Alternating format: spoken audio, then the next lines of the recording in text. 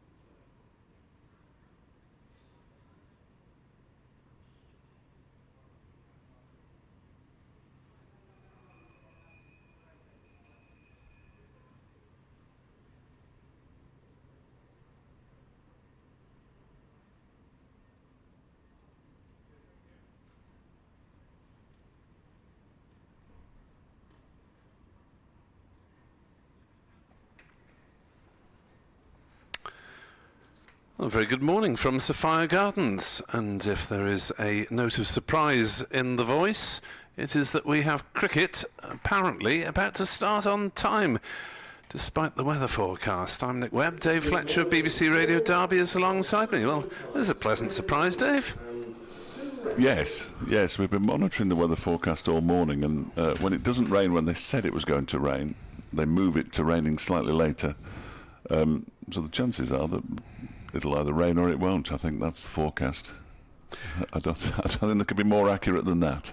Yes. It is weird. We seem to be on the tail of this swirling storm Agnes, which is sitting above Ireland at the moment, according to the radar, and just being flicked by its tail every so often here in South Wales. So as long as the tail doesn't flick in this direction, I think we'll be all right. Which is remarkable. I didn't think we'd get any play today, but there we are. What do I know? The light might be an issue at some point. The scoreboard is definitely in Derbyshire's favour as they resume on 308 for 2 with Reece on 139 not out and Laius Duploy on 22 not out. The full 96 overs, the full enchilada bowled yesterday. Who knows whether we'll get the full enchilada again today or whether we will be restricted by the weather. So just 2 wickets taken by Glamorgan all day. Zain Ul Hassan 1 for 26, James Harris 1 for 62. All the names on the board. And we finished at 20 to 6 or thereabouts yesterday. and they're +1. So you finished 10 minutes late, and you've bowled all your overs +1. See, that's the thing that confuses me. Well, there's automatically time added for each wicket, and I think there might be a little bit more here because there are quite a lot of steps. So that's 4 minutes accounted for, or 4 or 5 minutes accounted for, and Absolutely bizarre. there was probably there was the instant where Reece headbutted Chris Cook's thigh. Yeah, that would have taken him a couple of minutes, wouldn't it? There was a minor collision and 17 minutes added time. So Tim van der Hoogten to bowl in the gloom, and Lairs deploy to play his last or penultimate innings for Derbyshire. As van der Hoogten bowls to him, down leg side, scruffy ball to start with, well taken by Chris Cook, virtually on the second bounce. The pitch is just slightly less green on the damp side, as Lewis Reece described it yesterday. One half of the pitch is wet, the other half is dry, which is an interesting concept. Yes, not quite sure at what stage they changed the intended pitch for this match. I don't think it was planned a long way out, as van der Hoogten bowls and deploy drives up to, well, someone wearing the 13 jersey, but looks suspiciously like Kieran Carlson. Oh, good. Just pick up any sweater you can on the way out, lads, and it'll be fine. So we think Carlson's wearing 13. Well, until that's definitely the size and the beer towel carried by Kieran Carlson. And Tom Bevan's a bit taller than that, who is 13. As van der Hoogten bowls again down leg side, there's an appeal for a caught behind, and it's given. Lairs deploy has to go. He's gone for 22. Glamorgan get the breakthrough. Strangled down leg side. 308 for 3. Glamorgan have a point from the game. Well. We didn't see much in the way of wicket action yesterday, and deploy didn't look like he wanted to go anywhere. He didn't show any dissent, but he just didn't look like he wanted to go anywhere. And it was a fairly straightforward catch in the end down the leg side. Most of the deliveries so far today have gone down the leg side. That was only the third. Let's see if there's any kind of...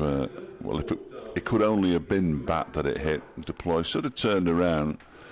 Van der Hoogten didn't, and then eventually did when deploy wasn't going anywhere, and deploy goes off when umpire Lloyd raises his finger. So... good for Glamorgan, possibly good for the game as well.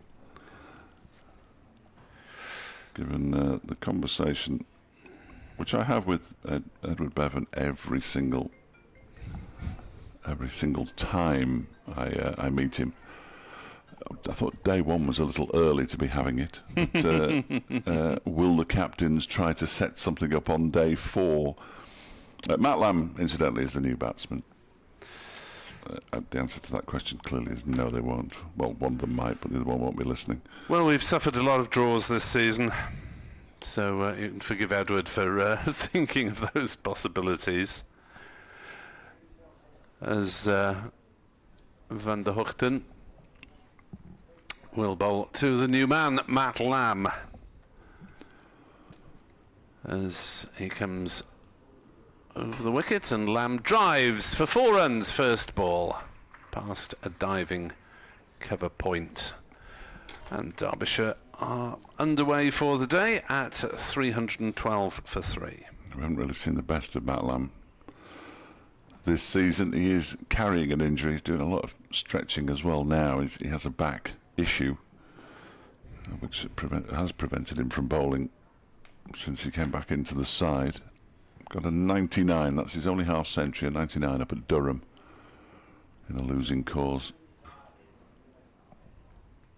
Batted really nicely at Northampton as well in the One Day Cup, where he did get a good score in a winning cause, which not many batsmen have managed for Derbyshire this season.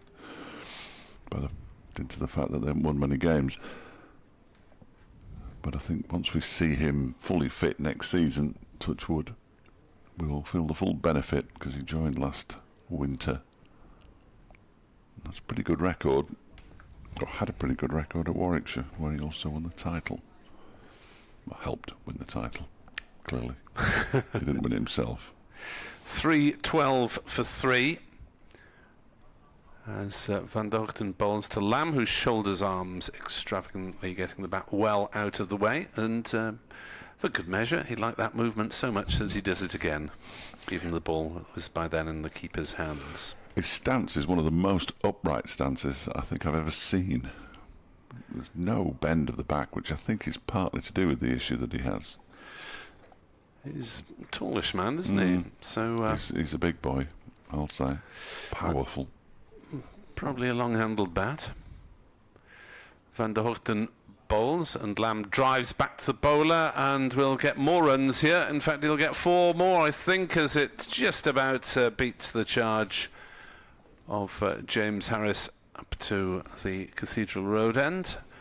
And Lamb is up and running with another boundary. 316 for 3, just eluding, or maybe just deflecting off the fingertips of Van der Hoogten in his follow-through. 8 runs, 1 wicket. Bright start to the morning in this gloomy weather.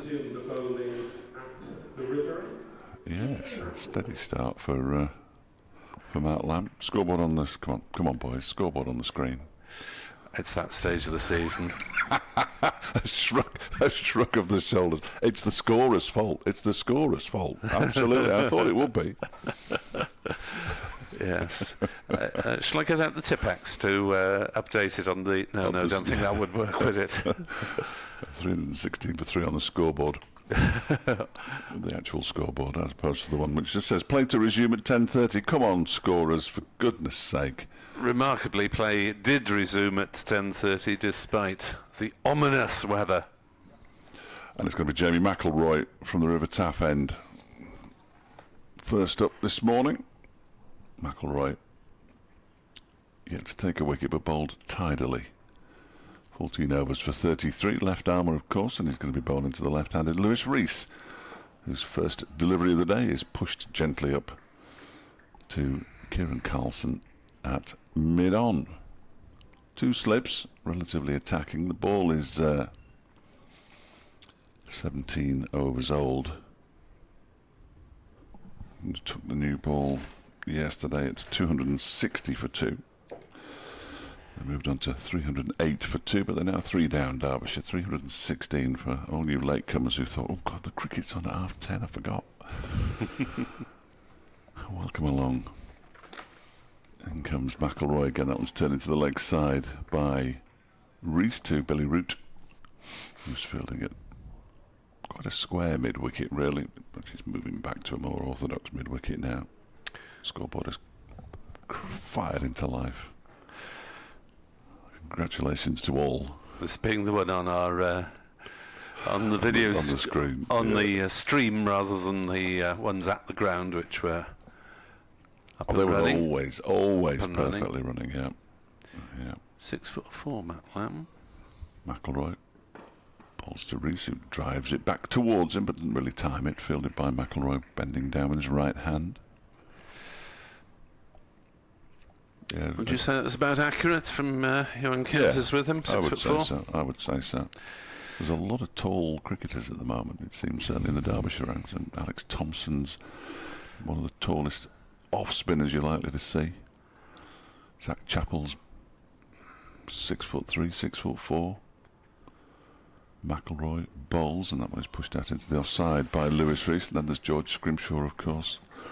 And the irony of it all is that Ben Aitchison, who is currently recovering from a fracture in his back, is called the Big Un, and he's probably only about the 5th tallest player of the team. But that's clearly always been his nickname. We were working out our team for next season, actually, myself and David Griffin. I completely forgot Ben Aitchison, who on his day is as good as anybody in the Derbyshire bowling attack. Reece fiddles at that one, slightly squared up. Ball dribbles out into the offside. Hassan picks it up. I think he was aiming to leg. No, he just taps the pitch indiscriminately. It is pretty dark out there at the moment. Well, I didn't see them yesterday take a metre reading, but I would say it's as dark now as it was at its darkest yesterday, certainly. Switch the lights on. McIlroy bowls, and that one is played off the back foot up to Carlson this time. And a maiden over from McIlroy to start with. 316 for 3, Reece 139, Lamb 8. If only, but has informed that it has made virtually no difference to the results of games not having lights available. There we are. Yeah, no, absolutely. No, it would be interesting at this time of year. Why not just start at 10 o'clock instead of 10:30? You know, in the same way that at New Road they start their T20s at 5:30 and everybody else starts at, or even 4:30. Everybody else starts at 6 or 6:30, 7 o'clock. Or in Derbyshire's case, 8:45. They are the latest starting of all the teams still. Derbyshire. There isn't a home game that starts before 7 o'clock unless it's a Sunday or a Saturday afternoon. And now the umpires are coming together and they're looking at the skies. It's very dark. Behind us somewhere. They're staring up towards the media box, and I wonder whether They're going. there is some precautionary covering going to take place. Yeah, they're off. So 10 minutes action, 8 runs, 1 wicket, 2 overs bowled, and I'm not in the least surprised. No, this is... well, they're going to take a reading now, so we now have the standard. Yes, if it gets When they this can, dark. when they can eventually... There we go. Sue Redfern's found the... Lightsaber, yes. the luxometer. The gizmo that they use. But yeah, it is dark, isn't it? It is dark. Yes. Shame. When the lights were installed, I had or upgraded anyway, I had a very excitable then Secretary Chief Executive Mike Fatkin give me a great detailed explanation of the lux levels and all that sort of thing. It went over my head as if ducking a bouncer. The umpires are now taking the stumps out, which probably means that they're going to put the hover cover on. I suppose it makes sense, doesn't it? Which probably means that... Look who's marching out to the middle. It's Mickey Arthur. It's unusual to see a coach marching out to the middle after the umpires have taken them off for bad late. He seems to be going to have a word with them, unless he's... What's going on? Well, even he must think it's too dark. Surely. I mean, Graham Lloyd is tossing those stumps away as though never going to use them again. And the umpires look slightly puzzled. There is Mickey Arthur. He's got a smile on his face and a bottle of water in his left hand. And he's looking to the skies and he's basically saying to them, is it really that bad? And the answer is yes. Yeah. Yeah. Well, we've got a bat on, but of course the players have no official say in it these days. Even if both sides wanted to continue, I mean, the umpires would probably use some discretion, but the umpires are the sole arbiters, as Sue Redfern appears to have a camera attached to her person. The groundsman's brought his breakfast out. He's got some food on a plate and he's talking to Sue Redfern and he's actually pointing to behind the media centre here, and Mickey Arthur's gone, oh, okay. So I think basically he's been told that little tail of Storm Agnes is going to hit. But is that a crumpet? I think it's either a crumpet or a piece of toast. It looks like a crumpet. It does. Anyway, Mickey Arthur's had an explanation now, and now he's walking backwards towards the pavilion. Now he turns and he's on his way. So he just wanted a bit of clarification, presumably. And the umpires are staying out there. We're getting the app out. Here comes the app. And I've got this app here, and look at this. Which one is it, though? Because you use half a dozen different weather apps and you get half a dozen different Yeah, umpire Lloyd has also got a camera on his person as well. They all have this season, and it's to do with collecting information to feed back to the ECB on bowlers and batsmen, because they get a sort of pitch eye view of what don't they, of all their actions. But it sort of makes sense. But there are enough cameras in grounds now. Goodness me. You would have thought so. The next chance of rain, according to my app, is at 2 o'clock. Right. And then it's not great at 4 and 5 either. And high winds too, although at the moment it appears very, very still out there. The trees and the flags are blowing, but not exactly vigorously. Goose has arrived. That's good to see. He's done well to get here. Goose and Robbo, they're both here. This is the Derbyshire fan club, is it? Yes. And John Twigg is listening with his wife Jill, I know, because our breakfast show host, Andy Twigg, told me when I spoke to him at 9:30 this morning. They live in Wales. All right. The dog is called, I don't know if this is a rude word. It can't be a rude word.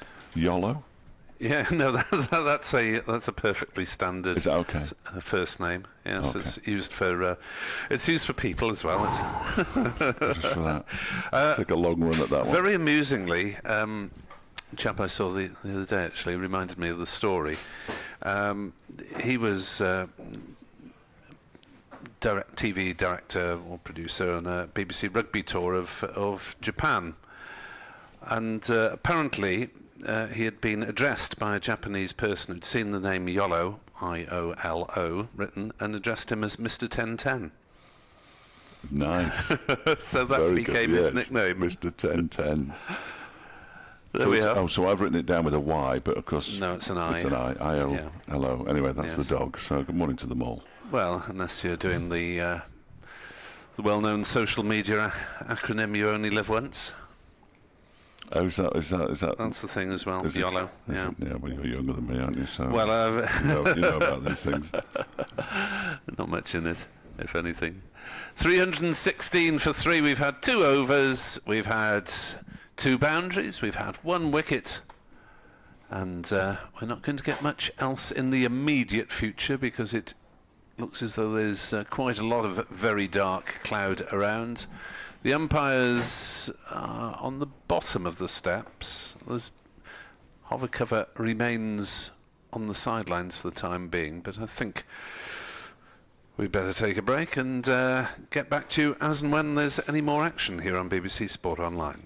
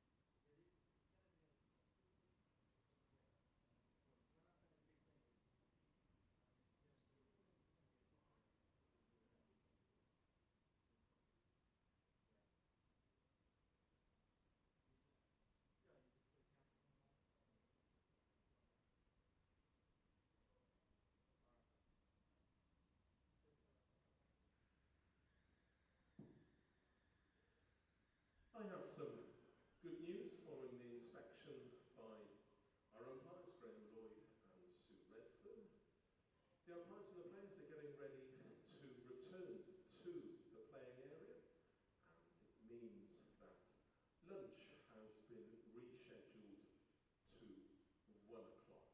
So play will be shortly resumed.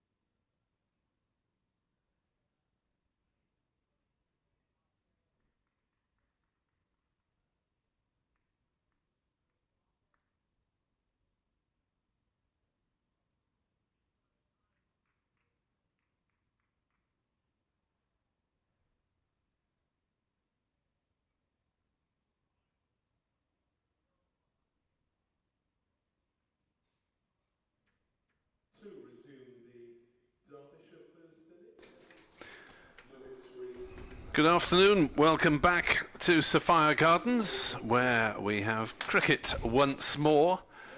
About an hour and 25 minutes after the players left the field. A lengthy break for bad light, therefore. But thankfully it has improved, at least for the time being. I'm Nick Webb. Dave Fletcher's alongside me. It was an action-packed 2 overs that we had earlier, though. Yeah, absolutely. Glamorgan picked up their 3rd wicket. Lewis Deploy caught behind by Chris Cook down the leg side off the bowling of Tim van der Hoogten. Not a happy man, Lewis Deploy. I did nip outside briefly, though, and was talking to somebody. I said, well, if there was a noise, it could only have been the bat, because it was so far away from his body, and I was told, well, there was a noise. So that was a Derbyshire supporter I was talking to. So the suggestion now, there we go. We're down to 80 overs left now, so we've lost 14. Yep. 80 overs today, or remaining today, so we'll have 82 in total. And Tim van der Hoogten is to propel the first of those remaining overs to Matt Lamb, who thrusts his left leg forward and plays no shot once he gets there. His strike rate has come down to 200 now. Yes, he hit 2 fours in his first 3 balls, forcing van der Hoogten first through the covers and then straight back to the sight screen. 316 for 3. Lewis Reece at the other end remains on his overnight 139 not out as van der Hoogten runs away from us at the Cathedral Road end and bowls and beats Lamb with a forward push that wasn't as decisive as it might have been. I didn't seem to bounce that much either, that one. Just watching a replay now. Let's see. No. It's jagged back over and the it's top gone of over the the top. stumps. Blimey. That's not a bad delivery at all. Bit fuller and it'd have been a goner. So a bit of movement off the pitch for Tim van der Hoogten with this relatively new second new ball. As Lamb is forward again, but playing no shot, as that one went a little bit away.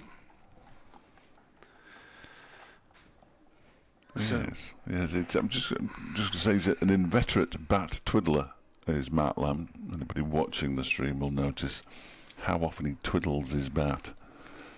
It's quite the skill. Of course, now that he's being focused on the stream, he's not doing it at all. But he does do it a lot. Lamb settles over said bat, and van der Hoogten approaches at a rate of knots, and Lamb is forward, defending to the player masquerading as Tom Bevan by wearing a number 13 jersey, but actually it's the skipper, Kieran Carlson. Most unhelpful. People wearing all sorts of coats down there as well. One of the travelling contingent from Derbyshire thinking about going back to get his long trousers. For goodness, not David Griffin, I hasten to add. Good heavens. As van der Hoogten bowls and Lamb on the defensive, on the back foot, plays it back to the bowler. No run. He wore trousers earlier it was pre-season when we had a game, I can't remember which game it was, but it was perishingly cold, and he had his long trousers on then, but not since. yeah, almost entirely unrecognisable. What is it with Derbyshire and shorts after your predecessor, Mr. O'Brien? Yeah. As van der Hoogten bowls and Lamb is pushing half forward and defending back to the bowler. So we've started with a maiden over. We finished the first spell of play with a maiden over, and so far today we've had 8 runs and 1 wicket, with Deploy the man out, caught behind off van der Hoogten for 22. Yeah, successive maiden overs, an hour and 40 minutes apart. Not quite that, an hour and 25 apart. So 316 for 3. I did mention to Lewis Reece last night, Derbyshire have never had a triple centurion. It's still not halfway there yet, but... Well, they've signed David Lloyd, who was a triple centurion against them. Yes, this in the time hope last of year. being for them. Yeah, this time last year. I remember it well. It's going to be Jamie McElroy from the River Taff end, bowling and beating Lewis Reece, and Reece has edged it, and Reece has gone, so that triple century is not happening. And it's a second wicket of the day for Glamorgan. Derbyshire 316 for 4 now, and both of the overnight not-out batsmen have gone inside the first 4 overs of the day, remarkably. And the first dismissal in UK county cricket signalled by a female umpire, Sue Redfern.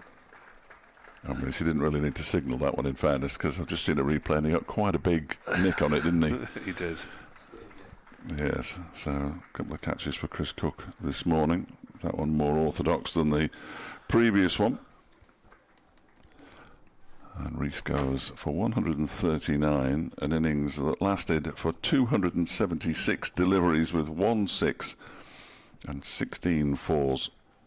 And what was he talking about yesterday? Going big.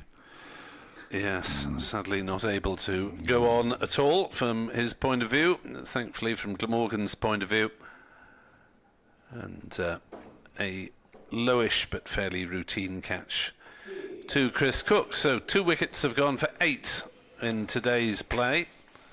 If you're just joining us and you're wondering what on earth's been happening the rest of the time, we had a long break for bad light, which was entirely correct because we had a lot of very low cloud sitting over the ground, and we may well have that again during the course of today's play. I would be extremely surprised if a further 77.5 overs were to be bowled. I think that's unlikely. I think that is very unlikely. So, Mitch Wagstaff is the new Derbyshire batsman. Another left-hander. Half century in his last match against Yorkshire up at Scarborough. It's only his second game of the season, though. The young man, 20 years of age, I think. Nickel now, because he's been doing his research. Yes, 20. Yeah. Some more than useful leg spin as well. He's going to face McElroy, who bowls to him, and he gets bat on that one, pushes it out into the offside. And there's no run.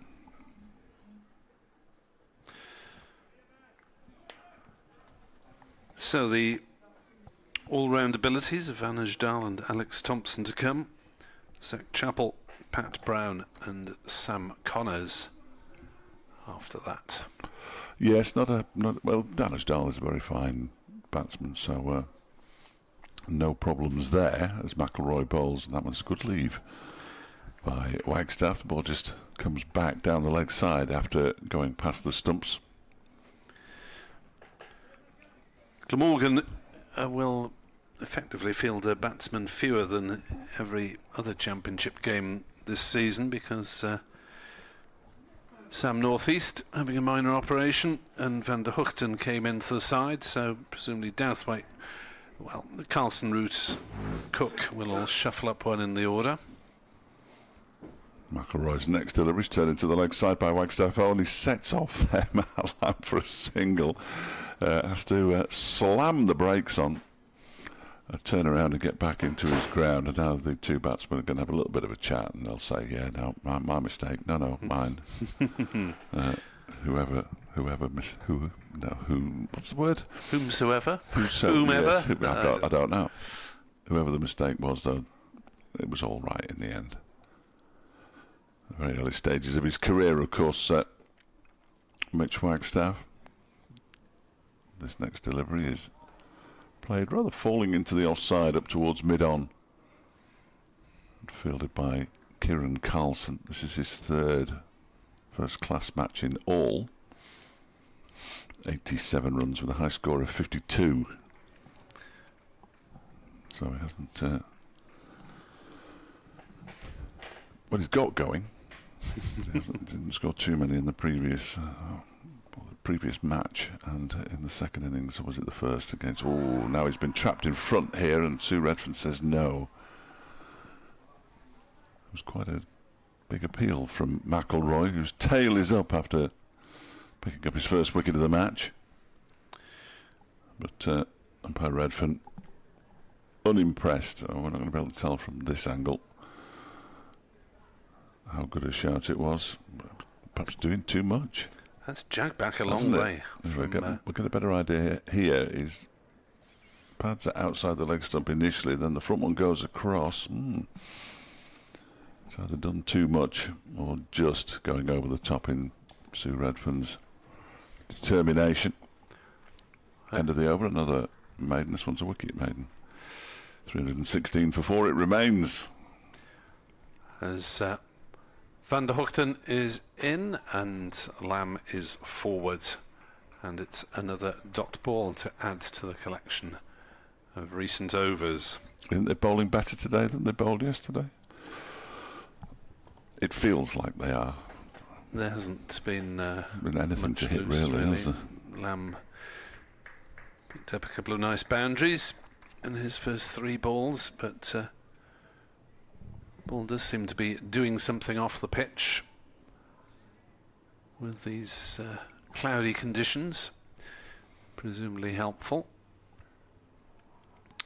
As Van der Hoogten bowls, and there's a loud appeal for LBW, which is not answered in the affirmative by umpire Graham Lloyd. Well, they're it's doing all sorts now, having which is not a bad thing for Derbyshire's bowlers, I suppose. Plenty for the umpires to consider today, as video stream viewers get another look at it. And that one must have been reasonably close as well. Yeah, not a bad shout. As Kieran Carlson polishes the ball, gives further encouragement to Van der Hoogten. Well, it'll be interesting to see on what grounds Mr. Lloyd gave that not out, as Lamb pushes forward slightly uncertainly. Back to the bowler. But it can only have been him thinking it was going to go down the leg side, can't it? It wasn't for height. Hit him in front. Did jag back. Van der Hoogten and Lloyd just have a brief conversation, all perfectly friendly. Congratulations to Worcestershire, who have left the second division or secured their place in the first division for next season anyway. And very good luck. As that is played away nicely by Lamb. The first run for several overs. It's cut down to a wideish third man for a single. I thought for a moment umpire Lloyd was signalling no ball, but it's just the wave to the other umpire for 2 balls left in the over. It's always baffled me why they signal 2 left rather than 1 left. This is the last one. Yeah. Yes, you'd think that would make some more sense. Worcestershire gaining their place in the first division by scoring 389 not all out against Yorkshire, and thus securing 3 batting bonus points. Van der Hoogten bowls and beats the bat as Wagstaff pushes forward through to Cook. Meanwhile, in the title race, Surrey went into the game against Hampshire needing 5 points to secure the title.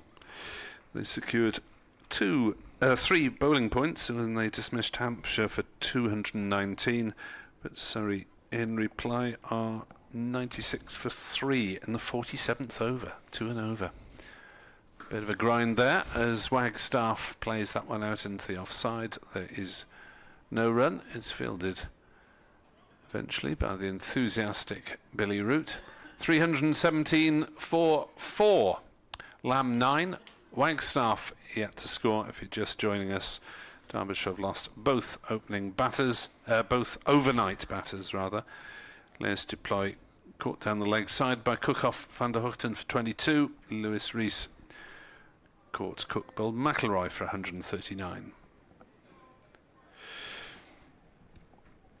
Yeah, Surrey have got a half century from Sai Sudhasan, who one presumes is their latest overseas signing.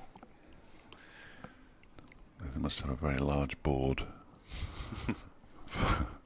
Here's McIlroy in and bowls to Lamb, who defends that one up to mid-on. And there's no run. Leicestershire, as if demoralised by news of Worcestershire's promotion, have slumped to 39 for 4 against Durham, who piled up 457 for 8 declared, and Ben Rain has all 4 Leicestershire wickets to fall. Of course he does. Durham strutting their stuff in Division 1 next season. There's McElroy bowls. That's clipped into the leg side nicely by Matt Lamb. They've run 1. They're thinking about the second, but they're not going to take it. They moved to 318 for 4. Yes. Means that Nottinghamshire and Durham are reunited in the First Division. That'll be nice for everybody. So Surrey fairly likely to seal the title at some point today. Just a matter of who accompanies Northants on the dreaded drop. Kent or Middlesex. Middlesex are on the verge of a batting point against Nottinghamshire. They're 246 for 6 with Ryan Higgins 93 not out. And comes McElroy, bowls to Wagstaff, who's off the mark with a very streaky boundary down to third man. There is a third man there, but he couldn't get round in time as he flashed his bat at that one. It went a good distance away from second slip, I think it's fair to say. And Wagstaff up and running with a boundary, and Derbyshire move on to 322 for 4. He didn't really have to play at that one, Mitch Wagstaff, I think it's fair to say. Yes, it was at catching height as it flew past the 2 slips. Had there been 4, he might have been on his way back. We'd hope that if there had been 4, he wouldn't have played that shot. One would have hoped so. Yeah. McElroy's response is to bowl a ball that is driven very pleasantly this time by Wagstaff up towards the River Taff end. They come back for a couple. Wagstaff might fancy 3, but Matt Lamb doesn't. So Wagstaff moves on to 10, 324 for 4, and he gets to within a boundary of also reaching double figures. This is the time of an innings, I always say. Everybody's got to double figures so far. And it's only happened once in Derbyshire's history that all 11 batsmen have made double figures in an innings. I think it was in the 1930s, potentially, against Gloucestershire. But it's one of those quirky stats that David Griffin comes up with from time to time. We got down to number 9 in a recent innings, and then Sam Connors and Pat Brown were coming out as this next one is left alone outside the off stump by Wagstaff, who's obviously feeling slightly more confident now. There will be some nerves. Big opportunity for him. Replacing Wayne Matson in the side is certainly not an easy thing to do. Quite. With his 6 trillion Derbyshire runs over a 15-year career. But the finger on, I think it was his right hand. It was horrible. Here is McElroy again and bowls to Wagstaff, who leaves alone again outside the off stump. The over comes to an end. 7 from it, though. That's a bit more like entertainment. And Derbyshire are 324 for 4 with Lamb on 10 and Wagstaff on 6. You're going to tell me that Glamorgan have done it once this season now, aren't you? I think it has happened fairly recently, whether it's this season or it's last, unusual, I'm not sure. It is relatively unusual. All Everyone 11 batsmen getting to double figures. It's only happened once in Derbyshire's history. In the same match, that is. I'm not talking about a season or anything like that. If anyone knows, do message me. Van der Hoogten from the Cathedral Road end is into bowl, and Lamb defends to mid-off. During our bad light break, it was nice to say hello to Trevor Freeman over from the Republic of Ireland for a couple of days cricket. And thankfully he's actually got some to watch, having had his day in Bristol curtailed rather dramatically yesterday, the England-Ireland ODI. And a rather long break in proceedings this morning. Bad light between about 10:40 and 12:05. Van der Hoogten in, and Lamb hits that quite sweetly but straight to point. And there's no run.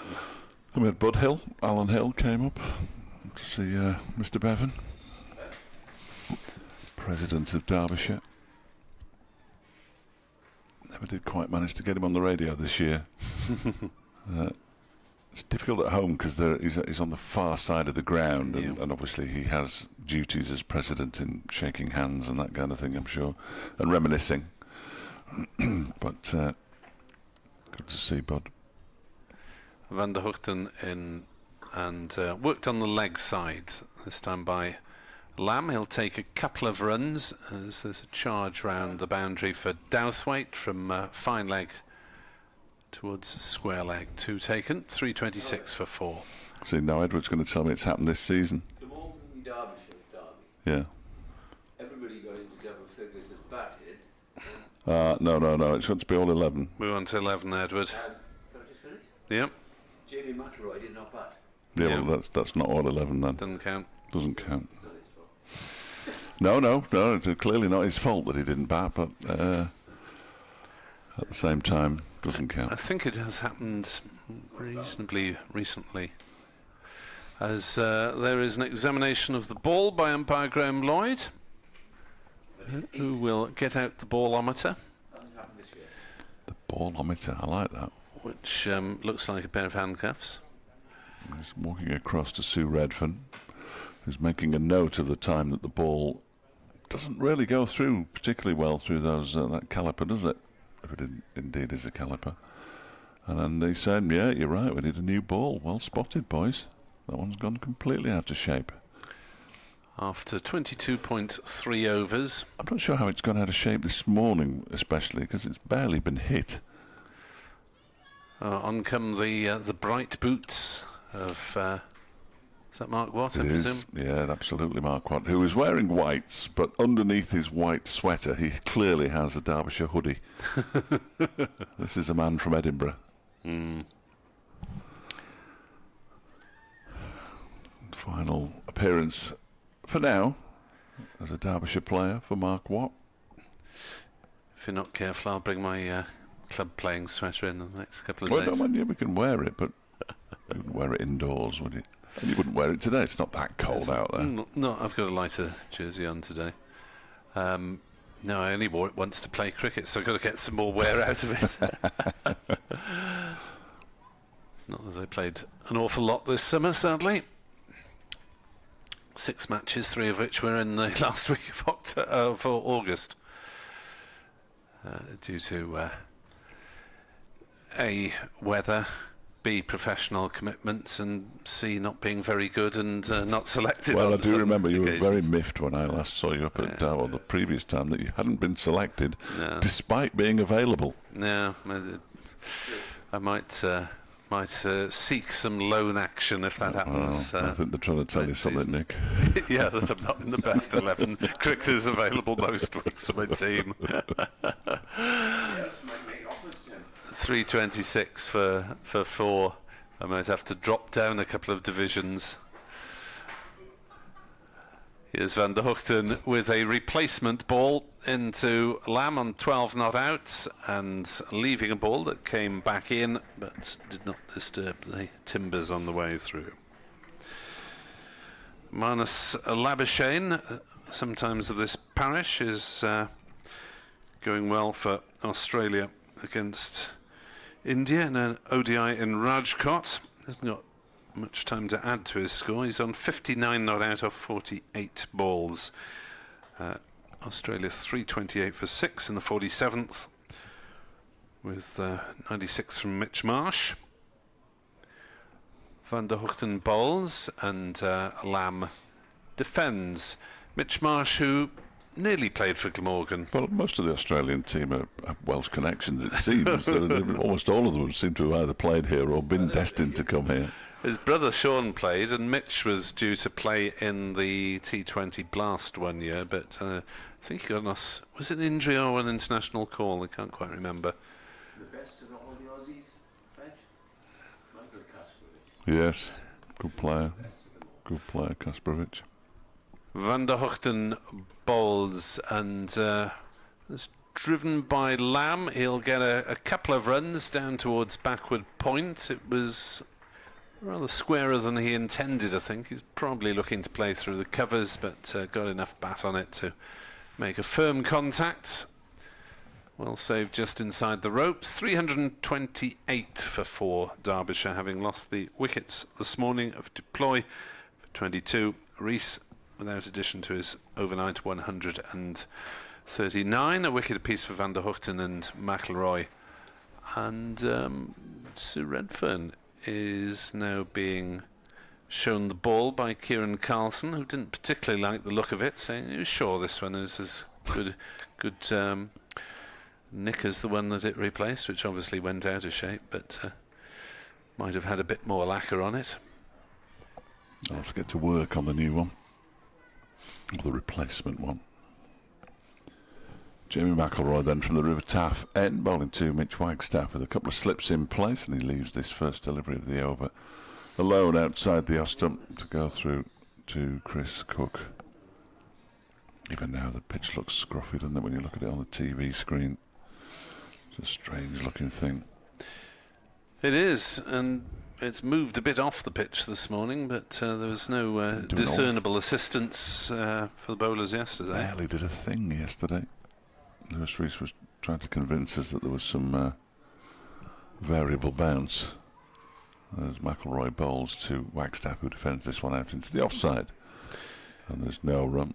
It wasn't variable enough for us to remark on it. No, absolutely not. Absolutely not. The odd one kept low, but it was the odd one. But it seems to be covered in lots of bits, and one has just been removed by Matt Lamb, who practices a defensive shot at the non-striker's end, while Wagstaff waits for the next McIlroy delivery, which he defends again. Gets everything behind that, pushes it up to mid-off. Slips applaud. You were outside during the break-in play. How long did it actually rain for? About 5 seconds. Oh, right. Yeah, not very long at all. Not enough to get anything particularly wet. Okay. So, yeah, during that time they managed to get the... I think by the time the hover cover got on, it would have stopped. McIlroy's next delivery is turned into the leg side by Wagstaff. There's a slight misfield, and he's going to pick up a couple of runs. Who is that who's got his hands on his hips and looking Billy at the ground? Root looking suspiciously as an area of used wicket. I mean, it is tricky fielding there. I'll give him that. I think that one might have been a bobble, to be fair to Billy. Billy's bobble. Either way, Wagstaff picks up 2 more and moves to 8. Tantalisingly close to double figures. He's fond of a bobble hat, Billy Root. Is he? Whilst playing? Not often. Good. I think during a pre-season game against the universities, bobble hats were spotted at one point. Wasn't a first-class game, so they'll be playing their pre-season matches in March next year. That'll be pleasant. As Wagstaff waits and drives into the ground square. Yes. 4th of April, I'm told, is the first round of matches next season. Okay. So they will, 4th of April, yeah, so they will clearly be playing games in March. Well, I think they did this year. Yeah. Glamorgan had a couple of games. They usually play in Taunton. I think they had one here, and but thankfully they had a trip to Zimbabwe this year, which got a bit more match practice. McIlroy bowls left alone outside the off stump by Wagstaff. That was the final ball of the over. 2 runs from it. Wagstaff moved on to 8. Lamb has 14. Derbyshire 330 for 4. Because when Gloucestershire arrived here for the first match of the season in April, I don't think they'd been able to get outside at all in Bristol for their pre-season hit-outs, and frankly they batted like it in the first innings. Derbyshire went to Spain. I can't remember if it was this year or last year. I think it was this year when they tried to play a friendly, but the pitch was deemed dangerous. Oh dear. So they didn't play. Van der Hoogten is into bowl, beats the outside edge as Lamb pushes forward. 1 year merges into another. It does rather, after a few years on the full-time circuit. This is my 9th season full-time. I don't think I'll be physically impossible probably to beat Mr. Bevan's years on the circuit since he started a lot younger. As Van der Hoogten bowls and Lamb drives, but doesn't quite time it. It's fielded by Ul Hassan at mid at cover. It does fly by though. It's my 8th season covering Derbyshire. Remarkable how quickly time flies when you're having fun. And remarkable how quickly you can't remember which year various events happened. Anything happened. Here's Van der Hoogten running in again and bowling to Lamb, who plays that one to point. And it's a 4th dot ball of the over. Just a reminder, if anybody is wondering why on earth we're still playing 7 minutes after the scheduled lunch interval, well, it's been moved to 1 o'clock, which is evidently sensible. An outbreak of sensibleness at the cricket match.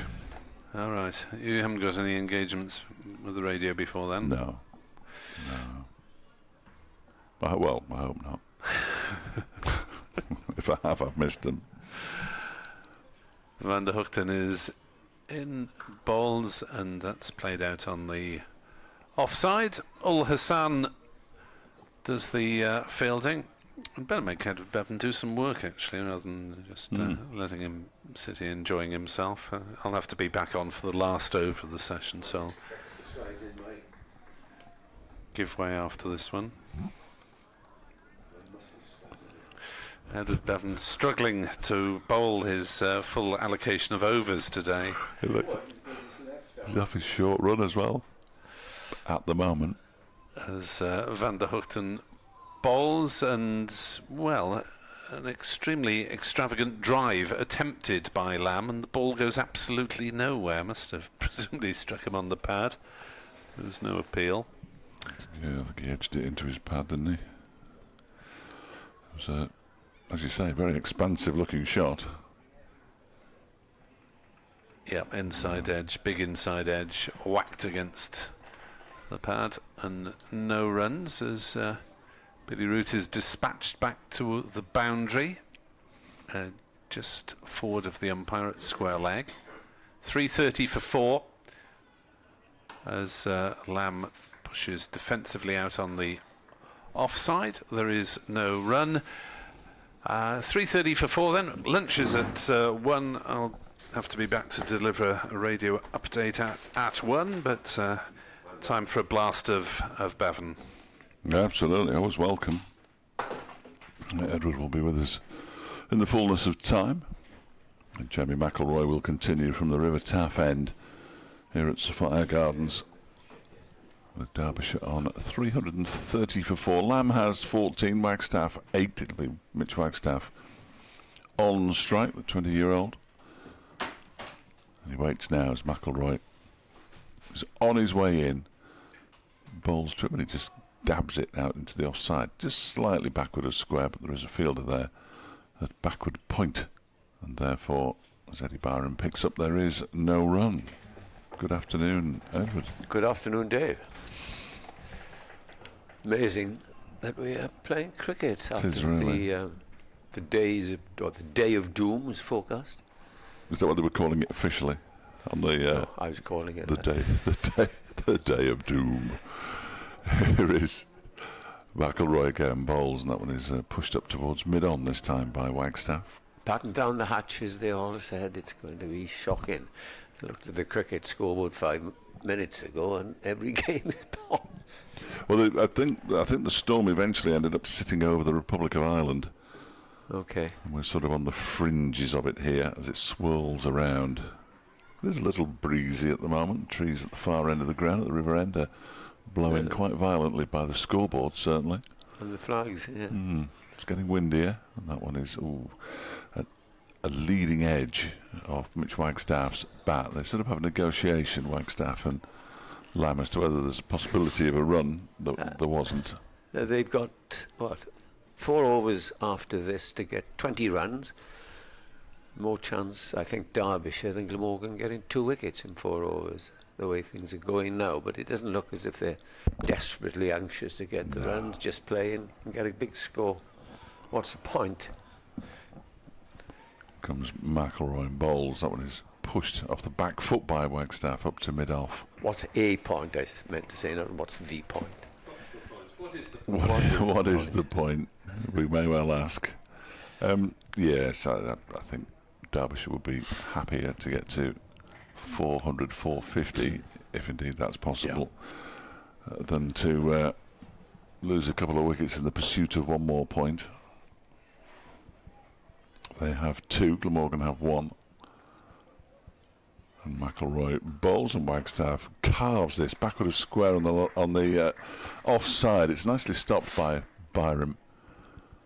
But the ball just dribbled away from him a little bit, so it allows Wagstaff to get through for his 9th run.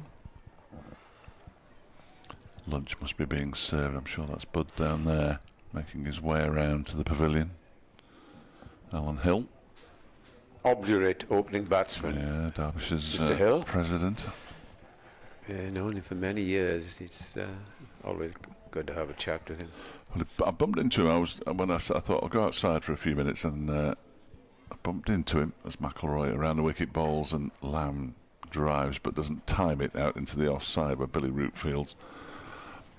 And that's the end of the over. 331 for 4. And as the lift door opened, there was Bud Hill and His 2 mates. his 2 mates from Ireland who were coming up to see Nick and to see Edward. I said, is Edward upstairs? I said, yeah, 2nd floor, just keep going. You'll hear him. You'll hear him. Oh, yes, I always have a good old chat with Bud. Yeah. First things he says to me, he said it today, here I am, he said, the only batsman to score 100 for Derbyshire without hitting a boundary. Yeah. That's an impressive record in itself for me. Van de Gooten to continue. Fairly lengthy spell. He's bowling to the left-handed Wagstaff. In and bowls, and he gets behind that, plays it out to cover, where it's fielded by Root. We had an interesting conversation off air yesterday, Dave, about bonus points, and we think it's rather unfair to 110 overs to get all your points, where a batting side, it's not happening in this game, where a batting side can romp past 450 with 10 overs to spare, but the bowling side still have a chance of getting a point. Yeah, I don't think the balance is right. Van de Gooten round the wicket, bowls, and it's a lovely shot there. Wagstaff thought of coming forward, then plays it off the back foot, and he'll get 4 up to where the sweeper would have been, but is not. Yeah, he's a good. He scores a lot. He's been scoring a lot of runs in the past few weeks in club cricket. Mitch Wagstaff last played up at Scarborough against Yorkshire, where he got his half century as an opener. He opened up there, did he? Yeah. Lewis Reece had a minor issue, so didn't play in that game, and Wagstaff took his place. He only found out on the Saturday night before they started on the Sunday, and played really well. Well, he looks well organised. Took a blinding catch as well in that game. Leggies that took wickets in his first over. 2 wickets in his first over as well, yes. So I think it's an easy game, this championship cricket. I tell you what, he's quite quick for a leggy, and he really sends them down and gets some turn. So it's interesting to see how he goes on this pitch. Van de Gooten bowls, and this time he draws him forward, and he pushes it up to mid-off. Mid-on, rather. 3-3-5 for 4. And we're in the 107th over. Wagstaff on 13, catching up on Lamb, who's on 14. I thought he was a little unlucky to be left out in the following game. After Scurry's getting gloomy again, Edward, isn't it? Yeah, it's that sort of day. Mm-hmm. But, as I say, I just spoke to my wife about an hour ago. It hadn't rained in West Wales. It always comes up from that area, from the west. But I don't know. Who knows? Here's Van de Gooten. Bowls again to Wagstaff, clips this one off his legs, out of mid-wicket. It'll take a quick single, but get there. Long reach of Matt Lamb. takes the score now to 336 for 4. And Wagstaff moves on to 14. There are a couple of little lambs playing in county cricket, aren't there? Skipping along. Danny. Yes. Lamb, formerly, of course, of Lancashire, and now of Sussex, and Matt Lamb. Formerly of Warwickshire. I was just to say, yeah. And you can tell from his accent. Is he Ooh, Brummie? Yeah, I think he might be Wolverhampton, but he's got a strong accent. And the good and bowls, and this time Lamb pushes forward up to cover. Now that I've said he's from Wolverhampton, I'm going to double check because they're all, as they should be, very proud of which part of the West Midlands they come from. And it's a handy move because he obviously didn't have to move homes, I would have thought. Wouldn't have thought so. Down the M42, and the M6 there. Yeah, Wolverhampton, 27 years of age. That's Mitch Wagstaff, born in Derby. The rare beast. Yes, Monty Gooden, bowl. This is clipped away up towards mid-on. It's fielded there by James Harris, who hasn't had a bowl this morning, and the score remains 336 for 4. Talking to Dave now, and he doesn't think they'll be too concerned with looking for 350. They need 14 runs in 3 overs. Yeah, they'll just play and have a look. If it comes, it comes, doesn't it? I That's- think. Yeah, I think so. Glamorgan running out of overs to get another bowling point. As Chris Cook speaks to Graham Lloyd, the umpire. What's Lloyd looking at? Is he looking at a lightweight meter then? Might have. It's on the conversation, but we are playing on, and we'll be playing on for another 12 minutes. Yeah, Chris Cook, quite an animated conversation. There's McElroy bowling to Shot. Mitch Wagstaff, who goes back and just chops this out to Beautifully the timed. cover boundary for 4. This is the shorter boundary, but there are 2 fielders out there, and it was perfectly placed in between the 2 of them. And he now moves on to 18. He's overtaken Matt Lamb, who started with 2 4s in his first 3 deliveries. We're very interested, as you know, Dave, of where David Lloyd, formerly of this parish, will be batting for Derbyshire, because I wouldn't have thought they would change the openers there, the success they've had this season.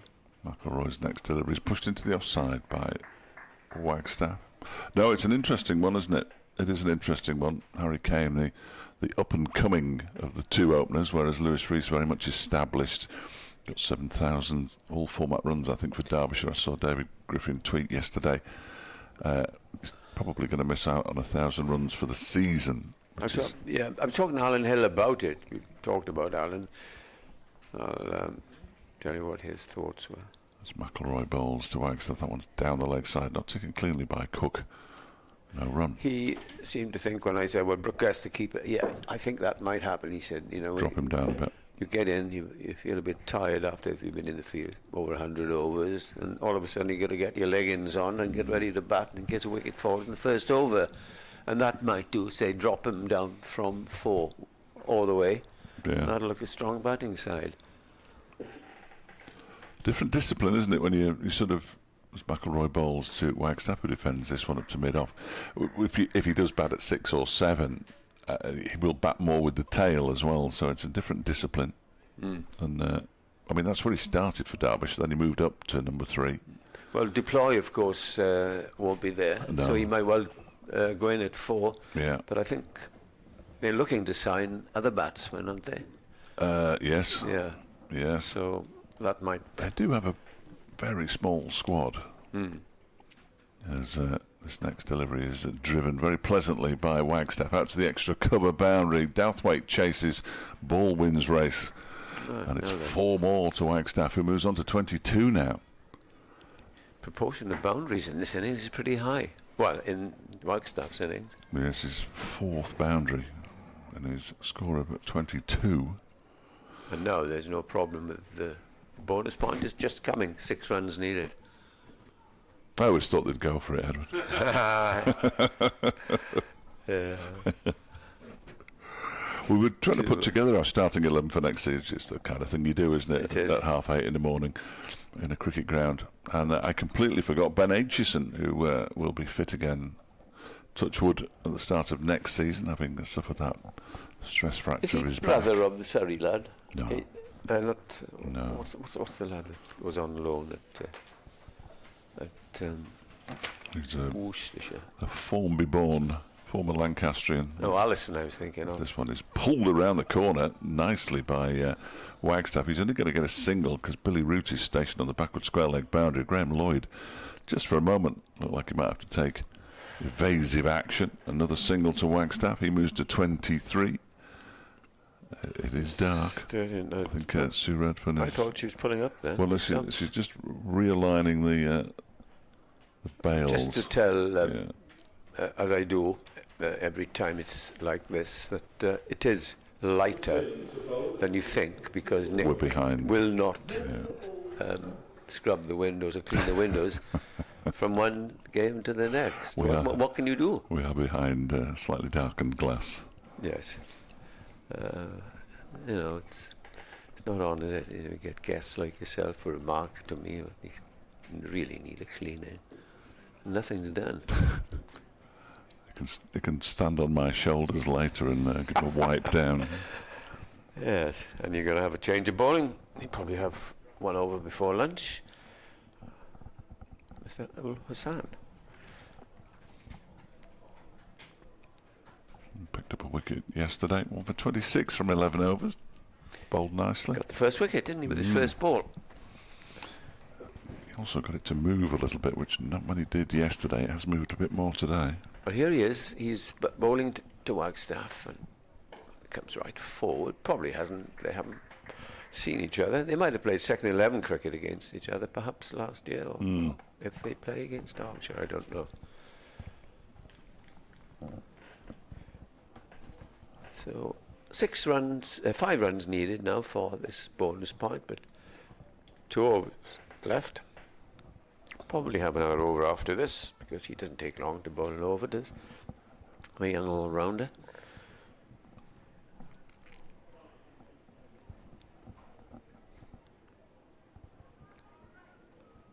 Hassan running away from us from this end. Over the wicket and bowls, and this time is driven.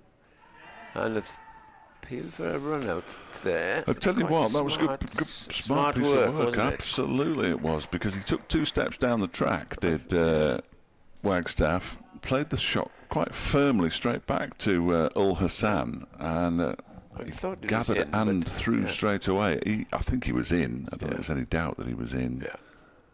Yeah. He was. But it was smart play from the bowler, and the batsman had to be alert as well. Excellent camera work, by the way. Yeah, one of the best in the country, these boys. Excellent. They won't like me saying one of them, really. They're not listening, we're all right. We got away with it. They're listening, don't you worry. Ul Hassan then, over the wicket again. Bowls the left-handed Wagstaff, who comes forward and gets a thick, perfectly safe outside edge down to third man. And they go through for a single. Wagstaff has moved on to 24 and has taken over, if you like, as the batsman in charge in this partnership. Lamb is 14. And they came together with the score of 310, so 36 added. Wagstaff scored 24 of them. Run rate 3.19. Seems to have been 3.19 every time I look. I was just going to say that, yeah. We've said 3.19 any number of times over the course of the last day or so.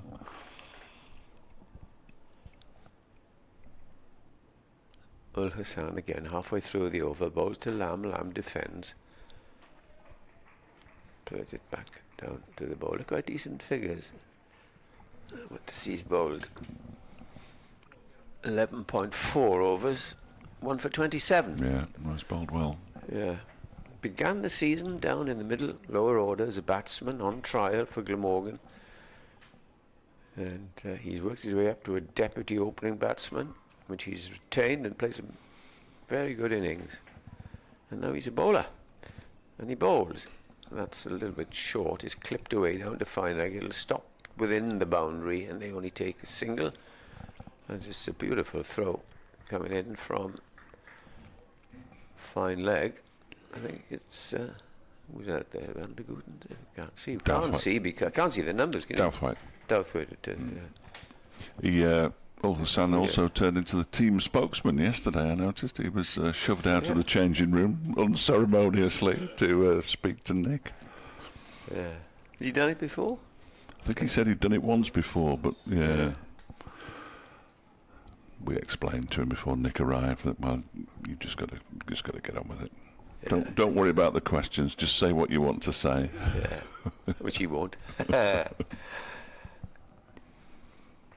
And he comes again. Bowls Wagstaff clips this for 4 runs through mid wicket, and there is the bonus point. And Derby will be grateful for that point, and grateful to Wagstaff, who's looked completely in control since he came in.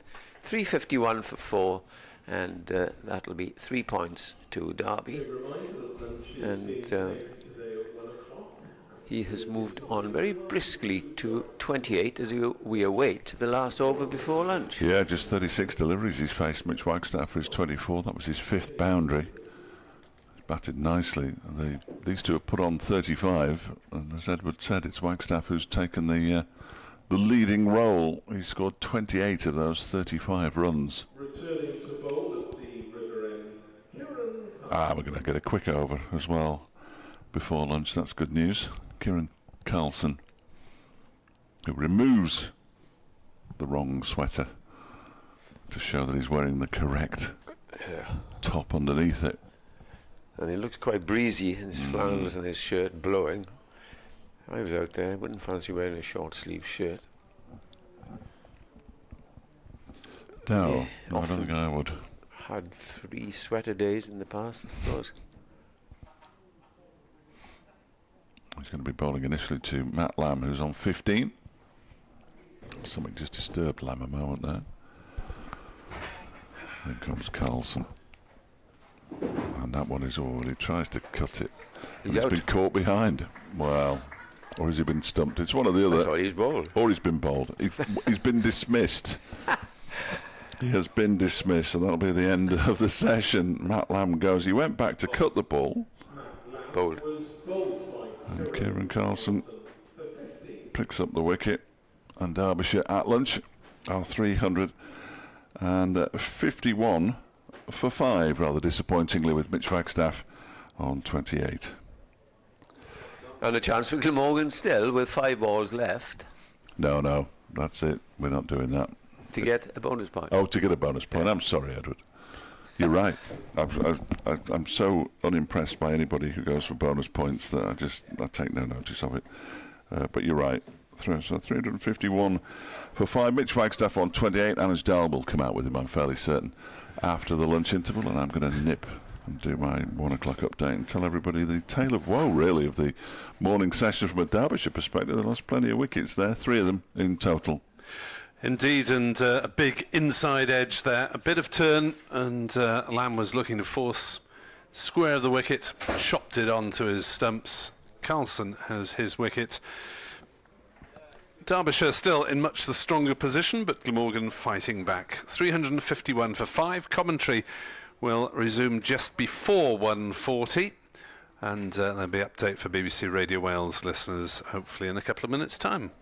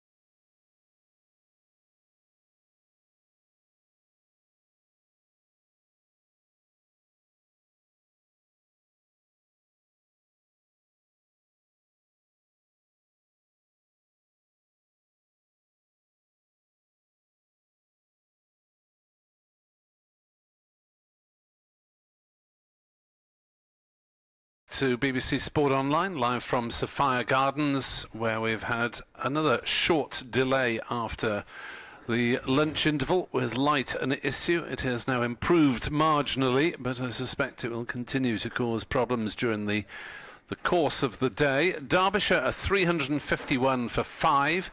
They have just got their third batting point.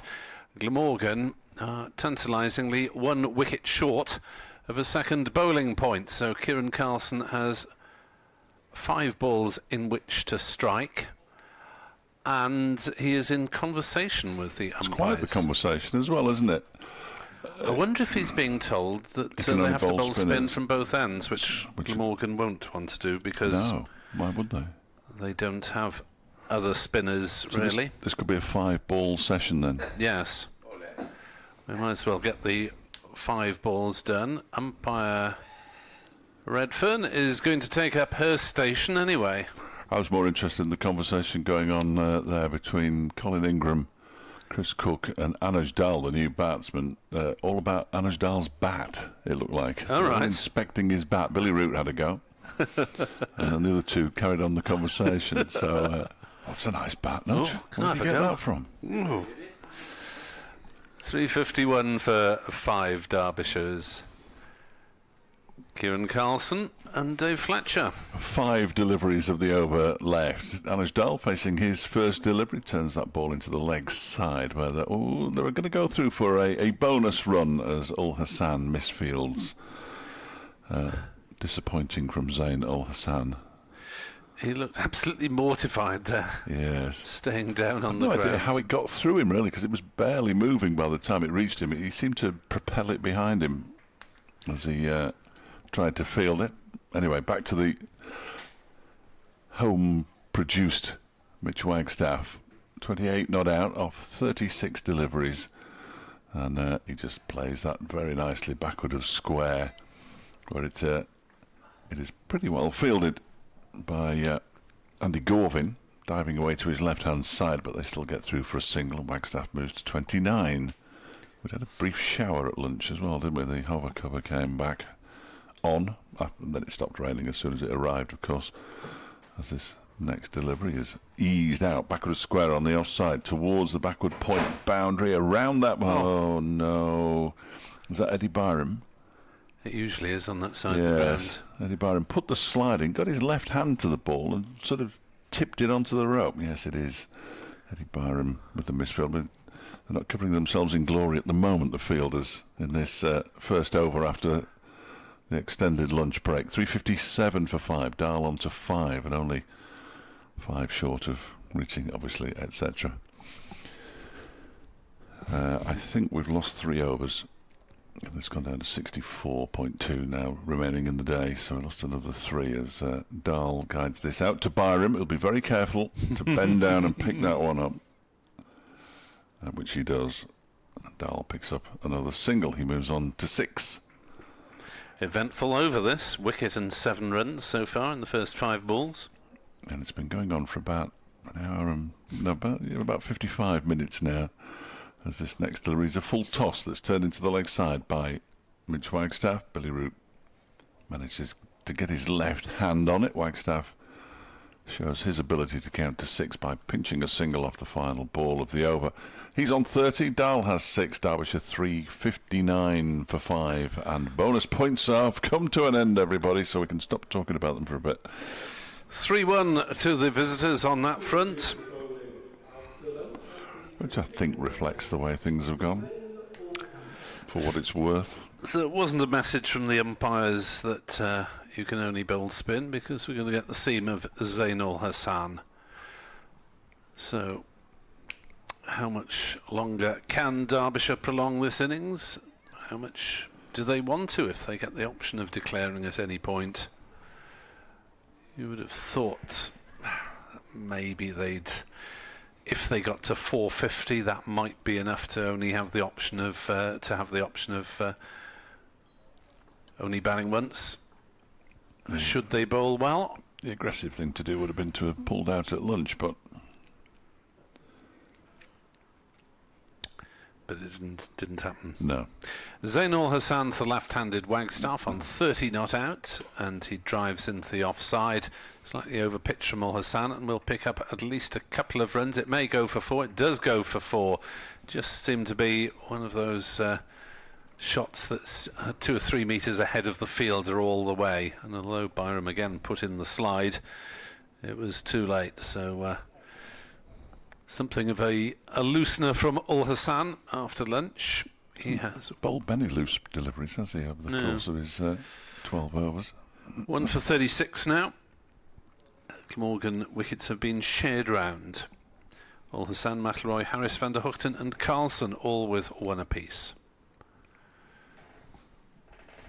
As Al Hassan comes round the wicket to the left-handed Wagstaff, and he will get 4 runs off his legs down to fine leg. This is a poor start from Al Hassan. Wagstaff glanced it away with no danger whatsoever. He moves to 38, 3, 6, 7 for 5. Wagstaff is rattling along here. Just his second championship game of the season. Yeah, 38 off 40 deliveries. How did he do in the first one? Made a half century. 2 wickets in his first over. He was in the game then. Really quick leg spinny bowls. Interesting. As Al Hassan charges in, bowls slightly slower and rather more accurately, because Wagstaff can only defend it. We saw some of that this season in the T20 blast from Peter Hatzoglu, the Australian leggy. Yes, who has an extraordinary approach to the wicket. Interesting start and lots of swaying and stuff, isn't there? There's a lot of ball tossing from one hand to another. Yes. Did reasonably well over the course of the T20 blast campaign. As the next delivery is run down towards third man. Thought there might be a single there, but Byram moves rapidly to his right at point and fields, and there is no run. Yes, he did a decent enough job for Hatzoglu. Picked up a few wickets, but you just wonder whether they'd been better off signing a quick, if at all possible. Al Hassan bowls wide one, a slash from Wagstaff. Misses it, rehearses. A different shot. Slightly better shot. As is their want. 367 for 5. Bonus point time over.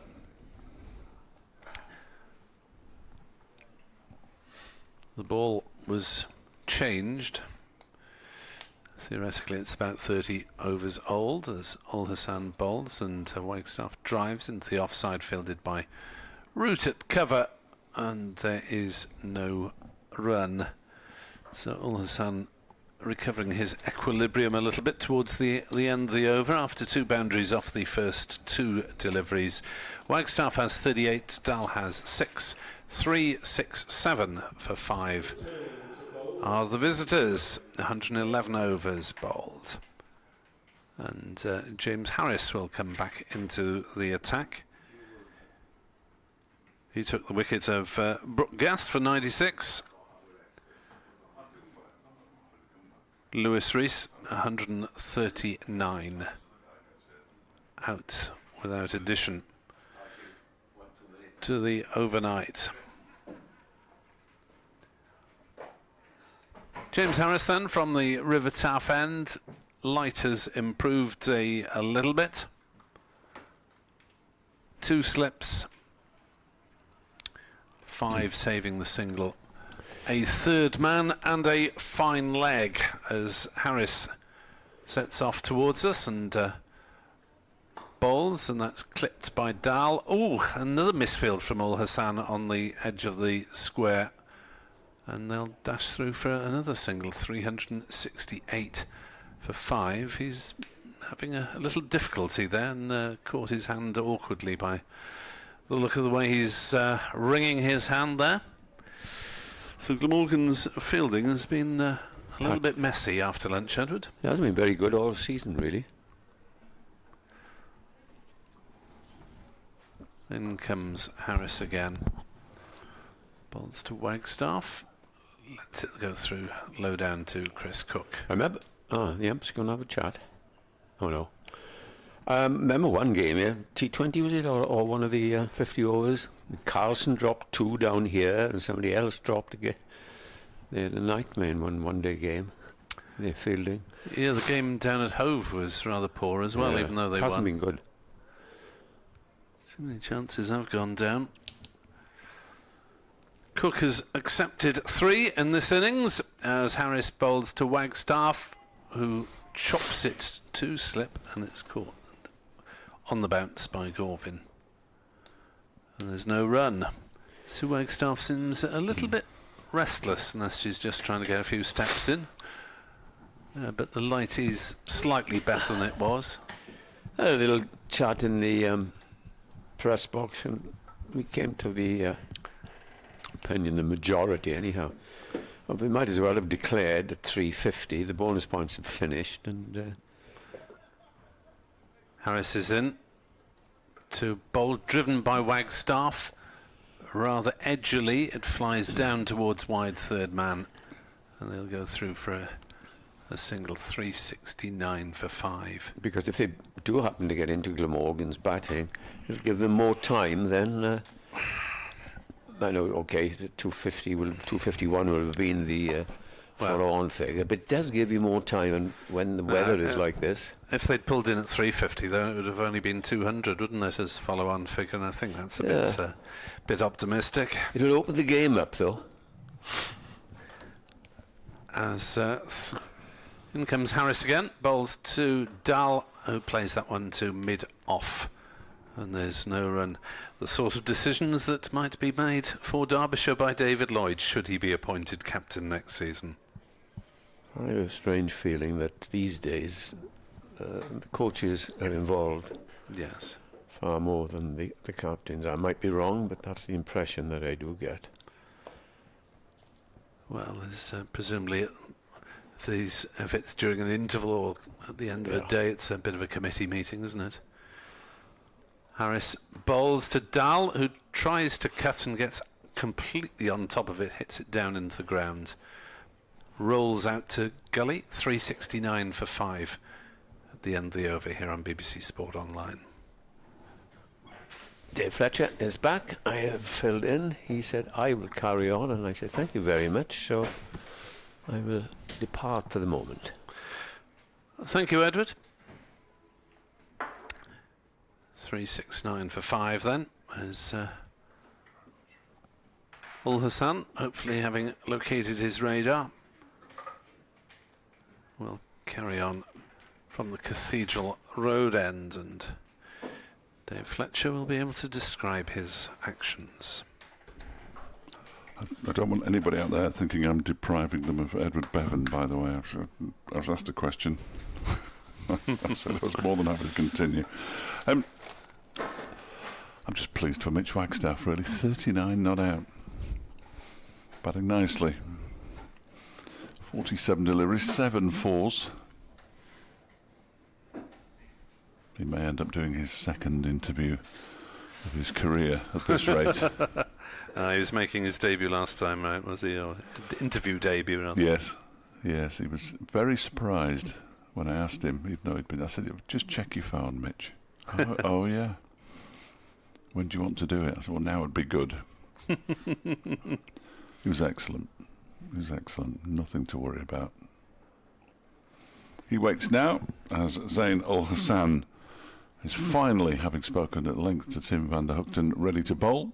And he's in, and Wagstaff just about gets the bat down on that one. Dribbles out backwards square on the offside.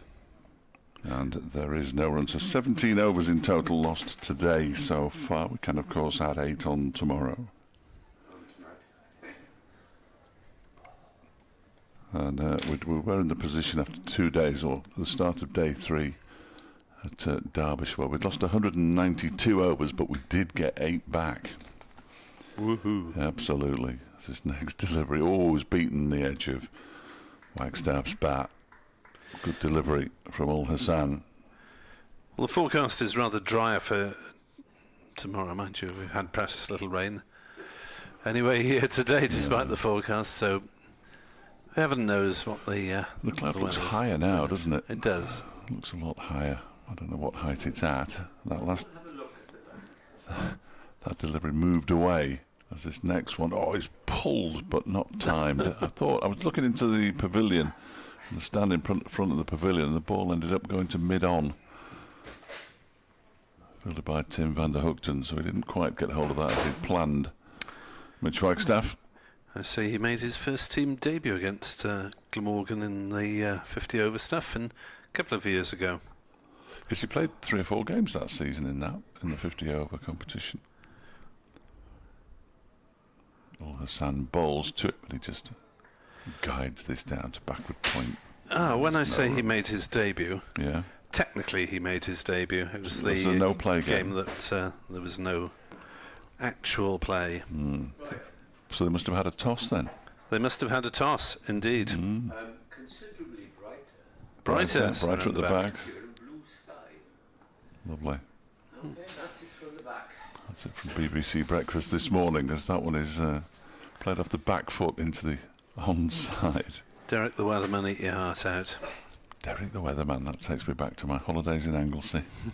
He's still going. Is he? Yeah. Excellent. He must have been doing it for 30 years.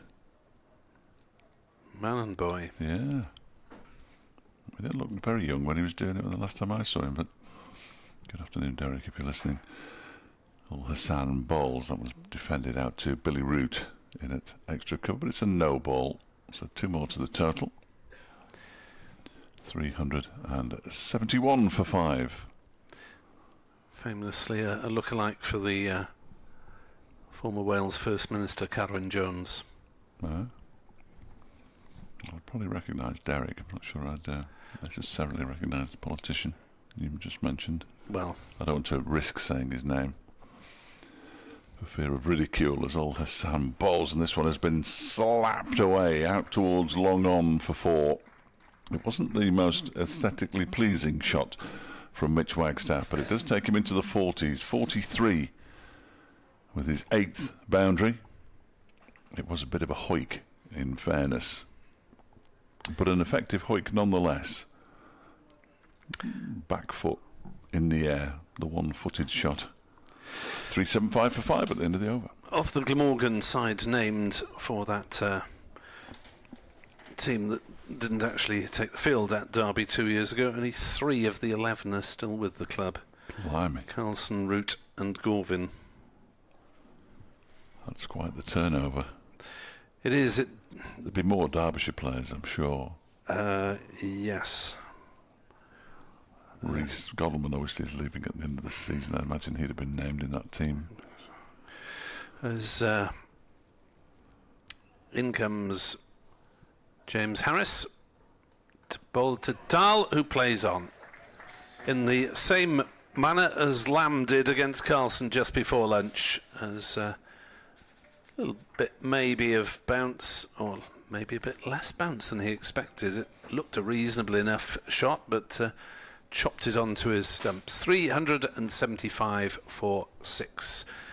Dahl goes for 7, and Dave Fletcher's hopes of everyone reaching double figures disappear. With Dahl. Yeah, shame.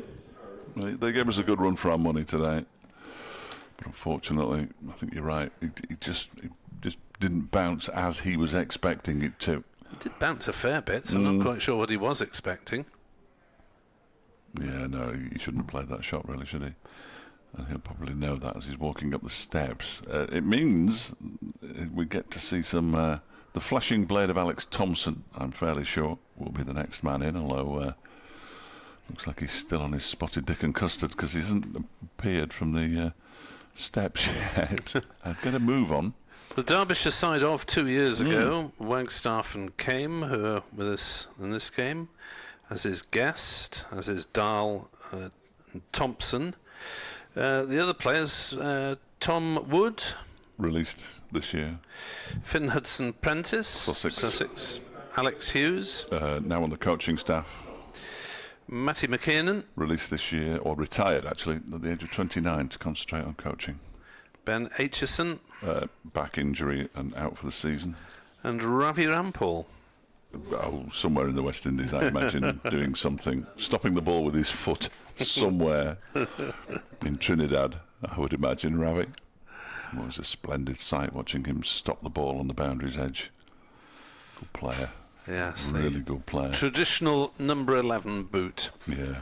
375 for 6, so we'll get through this over, and Mark Frost, former Glamorgan bowler of Cricket Wales and Glamorgan, will join us to have a chat for 2 or 3 hours.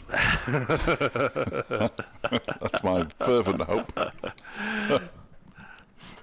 In comes Harris and bowls to Thompson, and he plays it into the offside, and there's no run. What sort of nick is Alex Thompson in with the bat? Decent. I would say. I've got no figures to back that up, clearly. I think he's done all right this season, averaging 24 and a half. He only has 221 runs, but he has hit 3 sixes. Oof. We're still waiting for Zach Chappell, though. He's hit 7 sixes. Always very exciting when Zach comes out to bat. Harris is in to bowl, and Thompson off the back foot. Plays into the offside, and there's no run. I reckon he'd fancy chances of sticking one into the taff. Yes. Yes, I think he's probably already decided. I did have a brief chat with him yesterday, talking about how he was in a sleeveless sweater and shorts, walking round the boundary with Sam Connors, who appeared to have his big winter coat on. Had 1 or 2 derogatory remarks to make about his fellow opening bowler, but I was very keen that I'd spotted his left arm bowling. I said, yes, spotted that. Harris bowls. Thompson is off the mark, playing it down towards backward square. 2 fielders converge. It is Byram who does the fielding.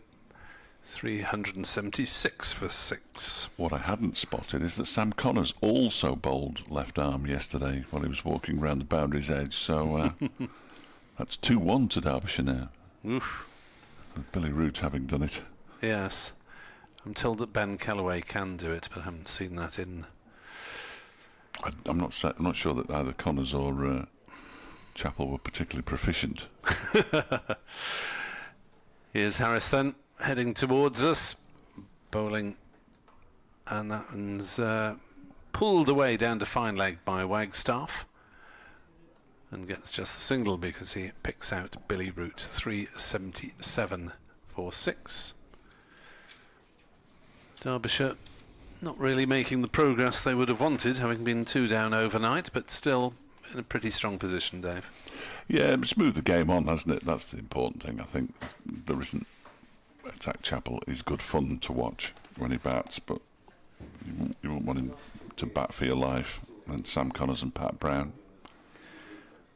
As that one is played by Thompson up to mid-on. There is no run. 377 for 6. Dave Fletcher will have one final word. You ask about the nick that Alex Thompson's in. When he signed his new 2-year contract last week, we spoke to him about it. He was described by the club as all-rounder Alex Thompson, which I think was perhaps over-egging the pudding a touch. But he can bat. Indeed. Thank you, Dave. Dave will be back in due course. Mark Frost will be joining us in a moment or so. And Zain Ul Hassan will be continuing to bowl from the Cathedral Road end. As the clock in the distance somewhere strikes 2:15. Ul Hassan is in to bowl, turned off his legs by Wagstaff. He may well get 4 runs here. There's a sliding stop by McIlroy on the boundary, and Wagstaff has to be content with 2. He is on 46, 379 for 6. So Derbyshire look as though they'll bat on to the natural conclusion of this innings. And we'll see how much cricket the weather allows us today, because the light is just dipped a little bit again. And Ul Hassan will deliver the second ball of his innings with 3 men in catching positions on the drive, and Wagstaff plays it to one of them at mid-wicket. Afternoon, Mark. Afternoon, Nick. How are you? Very well. Welcome to the BBC Sport luxury condo. Thank you. I've just been emceeing 70 Volunteers Awards ceremony over on the pavilion side of the ground today, celebrating all the heroes of the recreational game that make it happen up and down the country. Ul Hassan is into bowl, and that's defended, no run. So that must have been quite a task. Did you have a decent choice of heroes, volunteers, etc.? Yeah, so we put the ward application process out earlier in the summer, and lots of clubs. You know, there's so many people that make the game run incredibly well. So we had quite a headache to choose from. In comes Ul Hassan and bowls, and that's played defensively by Wagstaff, and there's no run. But the annual audit of Cricket Wales, some positive figures making the headlines as far as you're concerned. Yeah, very much, and they're figures which are year-on-year growth. So we've had this audit for 4 years now. We missed out the COVID year, and they're incredibly positive all around. Ul Hassan bowls, and that's driven into the offside. Slight misfield by Douthwaite, but no run. What in particular is pleasing you at the moment about those stats then, Mark? So everything really. So the senior game, whether you measure it by teams or membership, whether it by men or women, have increased, and that's often the area of risk where perhaps people have been concerned about the game possibly declining, but it hasn't. Ul Hassan into Wagstaff, who drives to mid-on, no run. It's also the area which is the hardest to influence, because normally you get people starting the game as a junior and then progressing through as a senior. But the juniors have gone up by 9% this year, the older age groups, those ones that are a little bit older than All Stars and Dynamos at the entry level. And one thing that we've set out to do in Cricket Wales very much over the last year has been to help clubs grow the number of under-9s and under-11s teams to accommodate the many All-Stars and Dynamos young cricketers that most clubs have now got to help them play cricket. Harris starting a new over and bowling to Alex Thompson, who drives to mid-off, thinks about a single, or Wagstaff thought about a single. Carlson fields no run. Yes, the All-Stars and Dynamos, for those that don't know, are the schemes run across the UK for kids aged, was it 5 to 8 and 8 to 12, something like That's that? it, yeah. And have been pretty successful as Harris turns and bowls to Thompson again, who comes down the wicket and takes a rather wild swing and misses through to Chris Cook. A slight dip in some of the numbers, though, I think, this year. So, All Stars and Dynamos are slightly down on last year, and that's a trend across the whole of England and Wales. We think the cost of living impact when it was at its peak in March, April, when most parents signed their children up, had quite an impact. But since 2017, since All Stars has been in place, it's been transformational to so many cricket clubs, really changing the face of their junior sections considerably. Harris setting off towards us to bowl to Thompson, who gets a short ball, tries to pull it and misses. Hits him somewhere on the body and bounces out on the offside. And it's those two entry levels of youngsters that we've actually not got enough teams once children start playing organised cricket, so pairs cricket or overs cricket, for them to go through, as it were. So there's a big concerted effort to grow that in the past and in the future. Harris in to bowl to Thompson, who takes a step down the wicket and is almost caught and bowled as he completely mistimed it. Harris couldn't quite get forward further enough as he spooned it. Alex Thompson is not going to die wondering here. Put that one just short and wide of Harris, no run. So how do you go about making sure that clubs not only have the weekly sessions for those youngsters to run around furiously and enjoy themselves? Hopefully, I've seen a few of them, and they. Good luck to the organisers. Always seems trying to pin down a jelly with the massive children at that younger age group. Anyway, here's Harris in again, bowls to Thompson, who plays that on the leg side for a single, 380 for 6. How do you help clubs get them organised into teams and playing a bit more structured cricket? So the real successful clubs have built a big pool of volunteers who help. And that could be a parent, that could be a senior member of the club or anyone like that.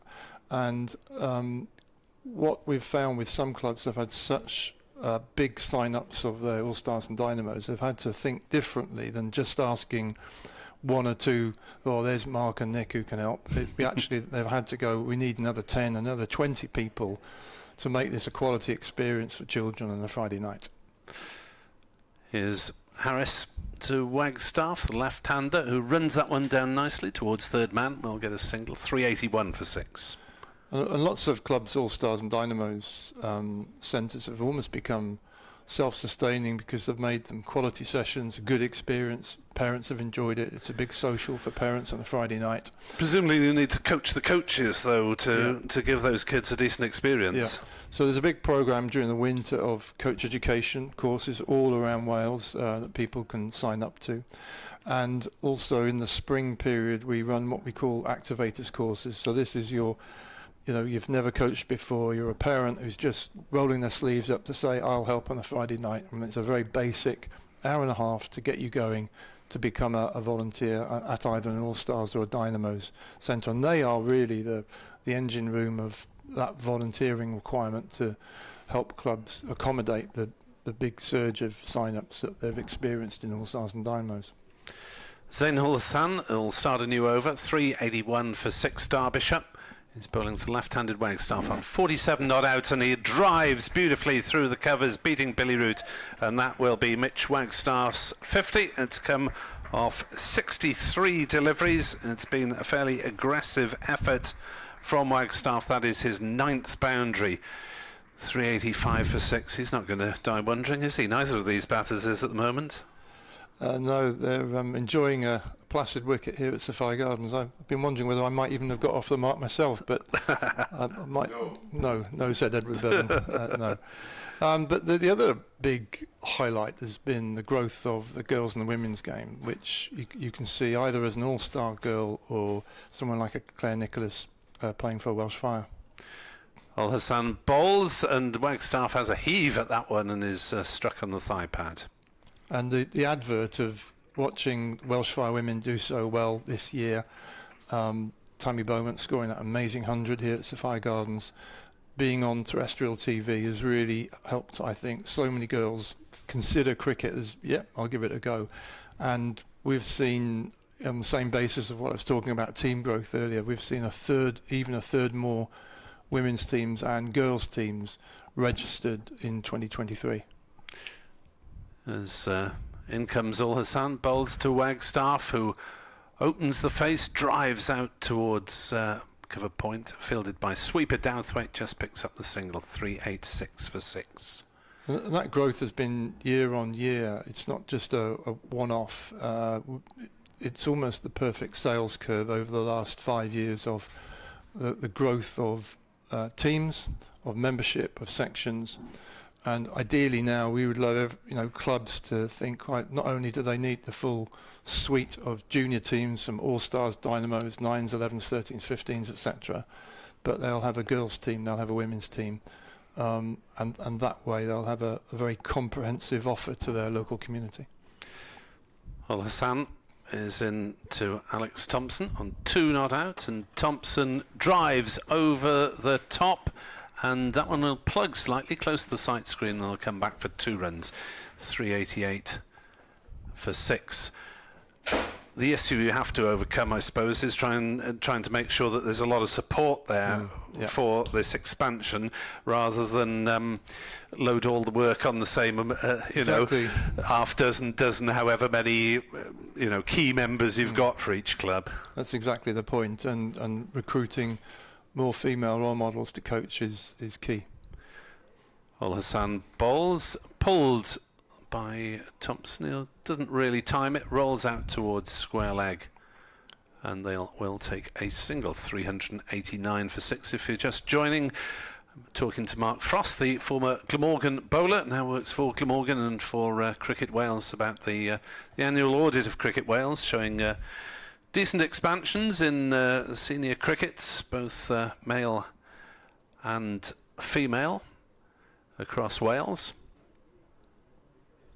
Ul Hassan into the left-handed Wagstaff, who pulls furiously and will get a single out to deep square. Some interesting cricket going on at the moment. 390 for 6. We're past the bonus point stage.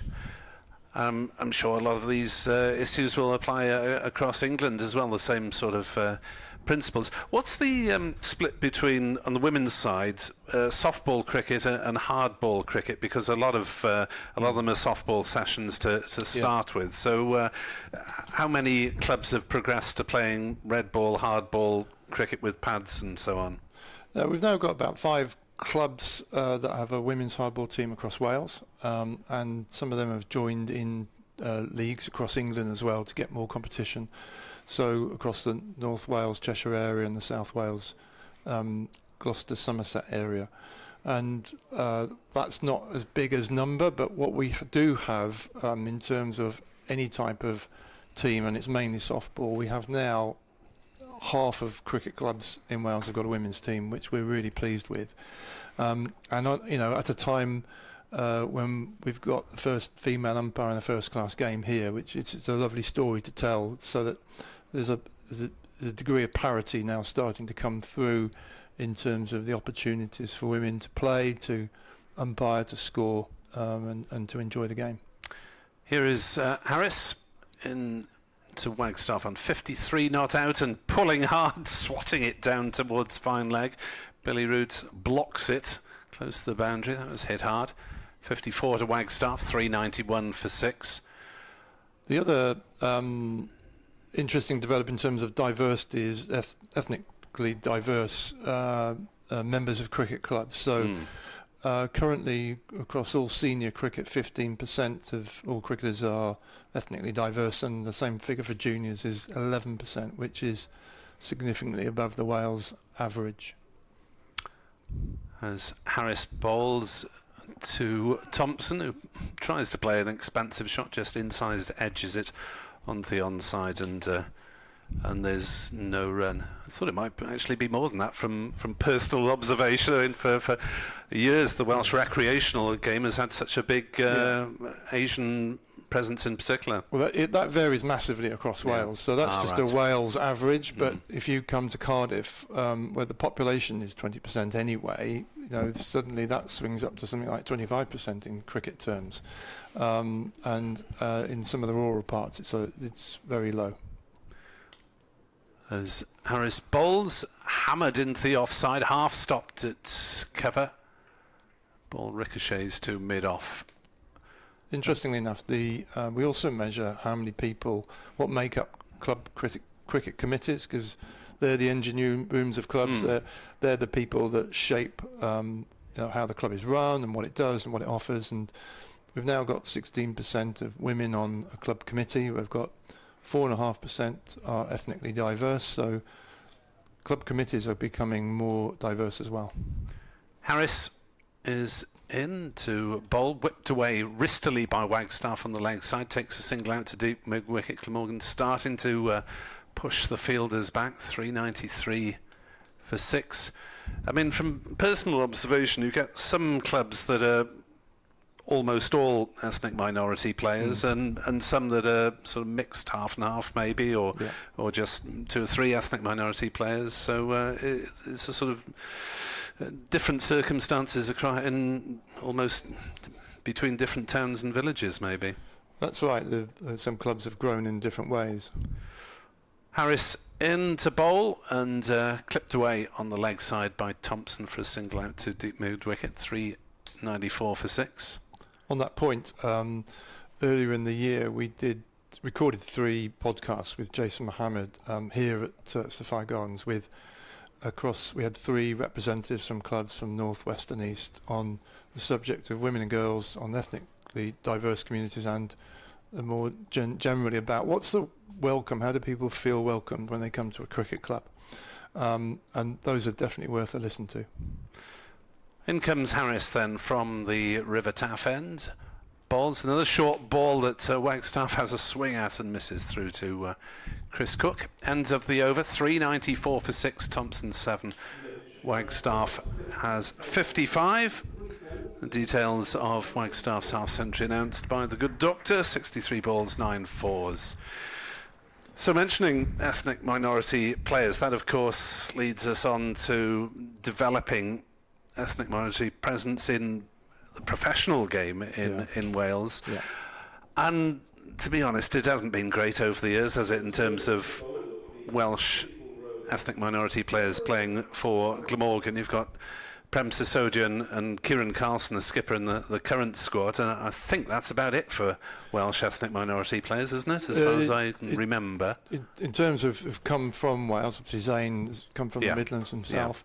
But yes, if you look below that in terms of all the development tiers, the boys and girls academies have got figures around about 15% now.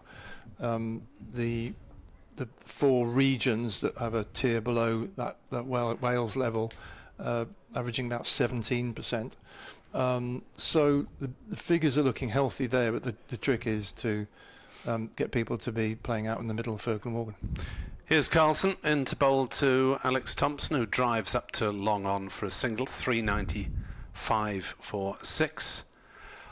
And to do that, you have to make sure those pathways at the age group level are as open as possible, don't you? That's right. And so over the last couple of years, Glamorgan recruited several experienced coaches, people like Ali Bakari and Mohsina Reef and people like that, who've added experience but also understanding of the situation. Carlson into bowl, swing and a miss from Wagstaff. And that's given a lot of parents confidence. People have said to me that they've seen this being put in place, and it's given them a lot more encouragement that the pathway is transparent. So that's wide outside off stump, and Wagstaff's missed out there. He's smashed it straight at cover. No run. And a lot of it comes down to affordability as well as accessibility, doesn't it? Making sure that the best kids don't have to depend on the means of their relatives. As Carlson bowls another huge swing and a miss from Wagstaff as he tried to hit that one into the next parish. Problem with talking with Kieran's bowling. Yeah, so you don't get much in between,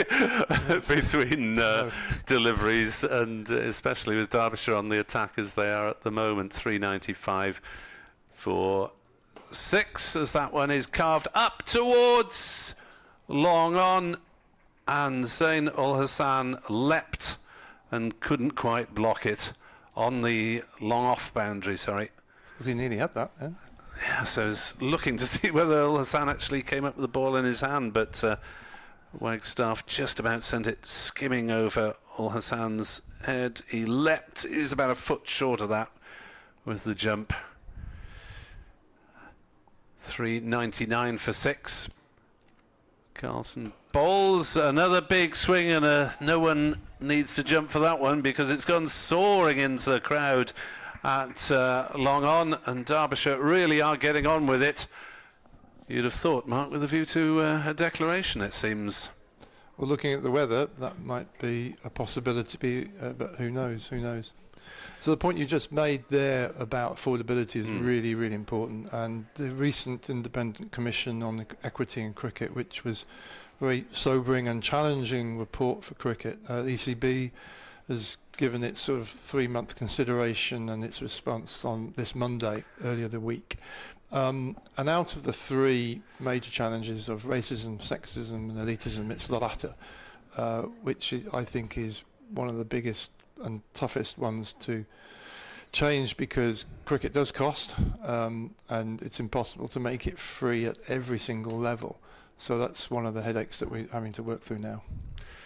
Harris into Alex Thompson, short ball carved around towards long leg and taken by Tim van der Hoogten on the boundary. Thompson goes for 8, and that will be it. There is the declaration at 405 for 7. So Wagstaff is left 65 not out, and Harris has a third wicket of the innings.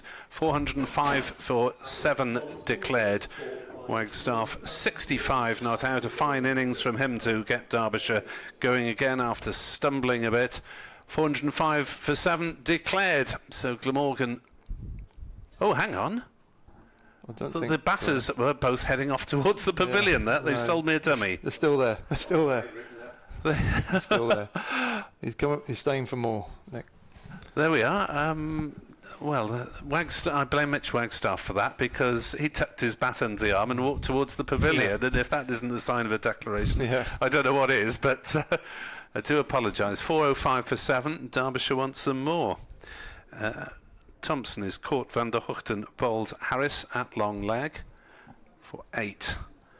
Harris has 3 for 72. We were talking about accessibility. I mean, if...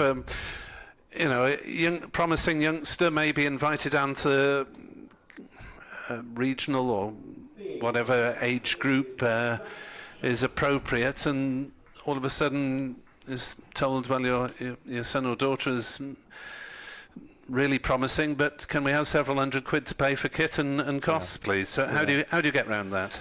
So there are a series of bursaries which are available for children in those situations. Perhaps not everyone asks for them, and probably the biggest challenge is whether they actually get there in the first place. Has it actually already stopped them from getting to that level, which is the headache that we've got here.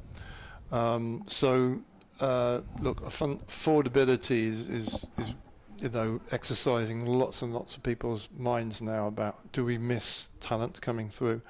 And going back to the audit, one of the things that we're going to overlay is, are there patterns from the clubs that produce players and also the clubs that don't produce players? Because there's quite a chunk of clubs where they haven't got anyone on the pathway at the moment. Harris to new batter Zach Chappell, up in the block hole but clipped away on the leg side, out to deep mid wicket. Lots of fielders pushed back at the moment. 406 for 7. And there may be spatial patterns, particularly if they focus around known deprived communities such as the valleys, etc. Then whilst there's been some progress there, I'm sure there's still a lot more to be done. I mean, ultimately we want to get away from that disparity. There's so many children growing up in Wales who will never pick up a bat and ball, and that's not right, and we're doing everything we can to address that. Harrison to bowl, another short ball that's pulled around. Where's that one gone? Down to Sight screen. Down to the sight screen. 4 runs, fine of Billy Root, and James Harris trying to buy a wicket really here. Wagstaff moves on to 69 though. Derbyshire 410 for 7. Talking about affordability for promising youngsters within the Welsh game, but presumably Cricket Wales doesn't have huge amounts of money to hand out to say, well, everyone who's good enough will get their training and their kit for free, as Harris is in to bowl, and Wagstaff stakes a single. He'll look for 2. He won't get it, even though there's a collision between 2 fielders there. 411 for 7.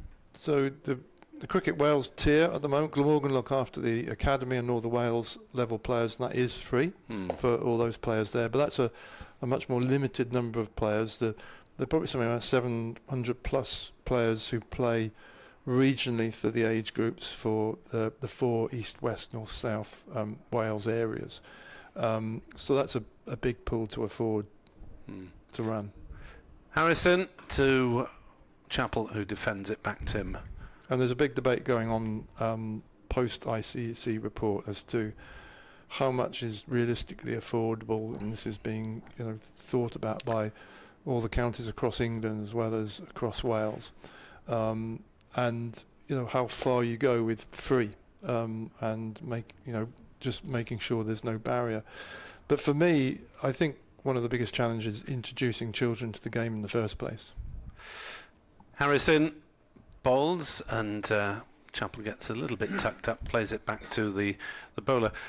I mean, we talk in terms of the professional game. You look at Somerset, and they've got a lot of private cricket schools within their catchment area. Wales, obviously, not so much. But surely the professional game shouldn't have to depend on producing people through private schools. That's right, and our aim is to have a presence in every school in Wales. We haven't got that at the moment. We're probably visiting 2/5 of primary schools, so unfortunately 3/5, unless they enter a local primary school competition, there may be no cricket for those children in that school.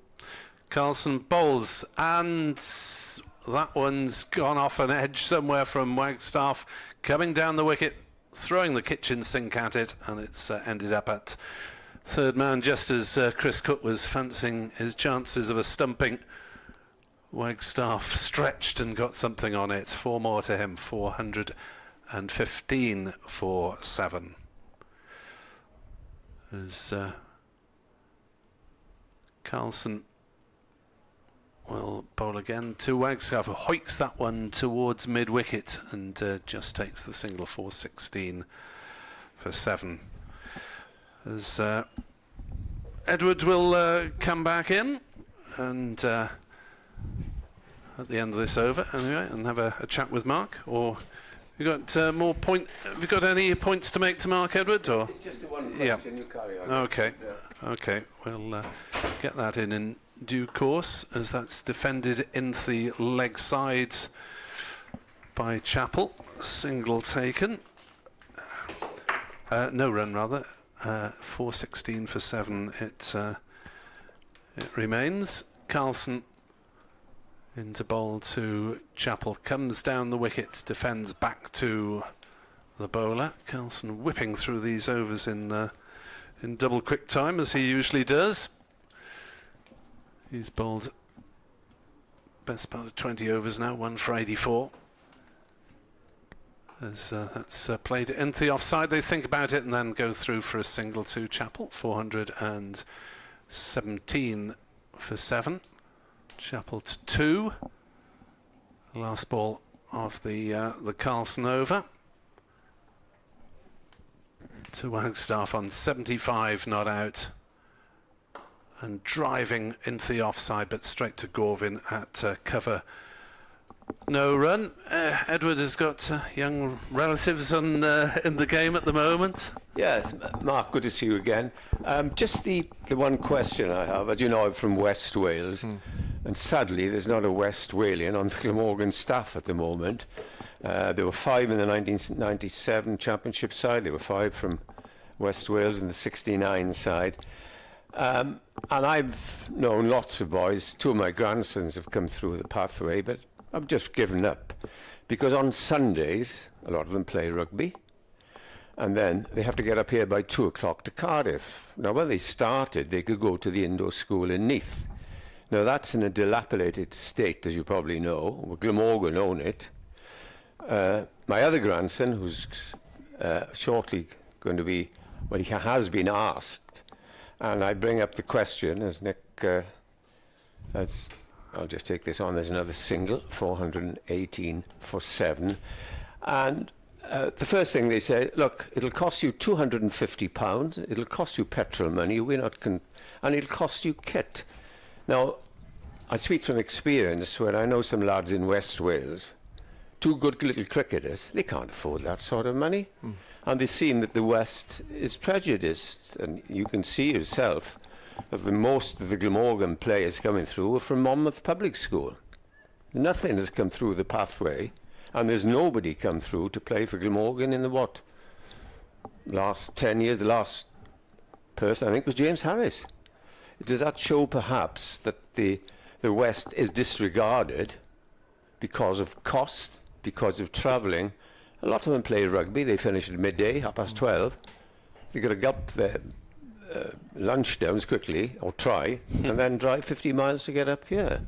Well, it's certainly not disregarded, and Hugh Morris in the Glamorgan Members Forum was at pains to point that out. Yes, to everyone. I was there, and I heard him say that. And So I didn't have the time to ask him the question I'm asking now. There's probably two points here. One, since those days when I played, when there was a very strong representation from the West, and actually most of the homegrown players were from Bridgend and West, there's been a massive growth in junior cricket in the East. So the East has not only stepped up the plate, it's gone beyond in terms of the number of clubs with junior sections and the numbers within those junior sections. So it's a much more fruitful ground in terms of. And it's easier to travel from, shall we say, the east to Cardiff, as it's in East Wales, than it is from the west. So the travel point that you make is a very good one, and as a challenge, I mean, it's not just the West. We've got players coming from Colwyn Bay, from Menai Bridge. You know, I've just been talking to people from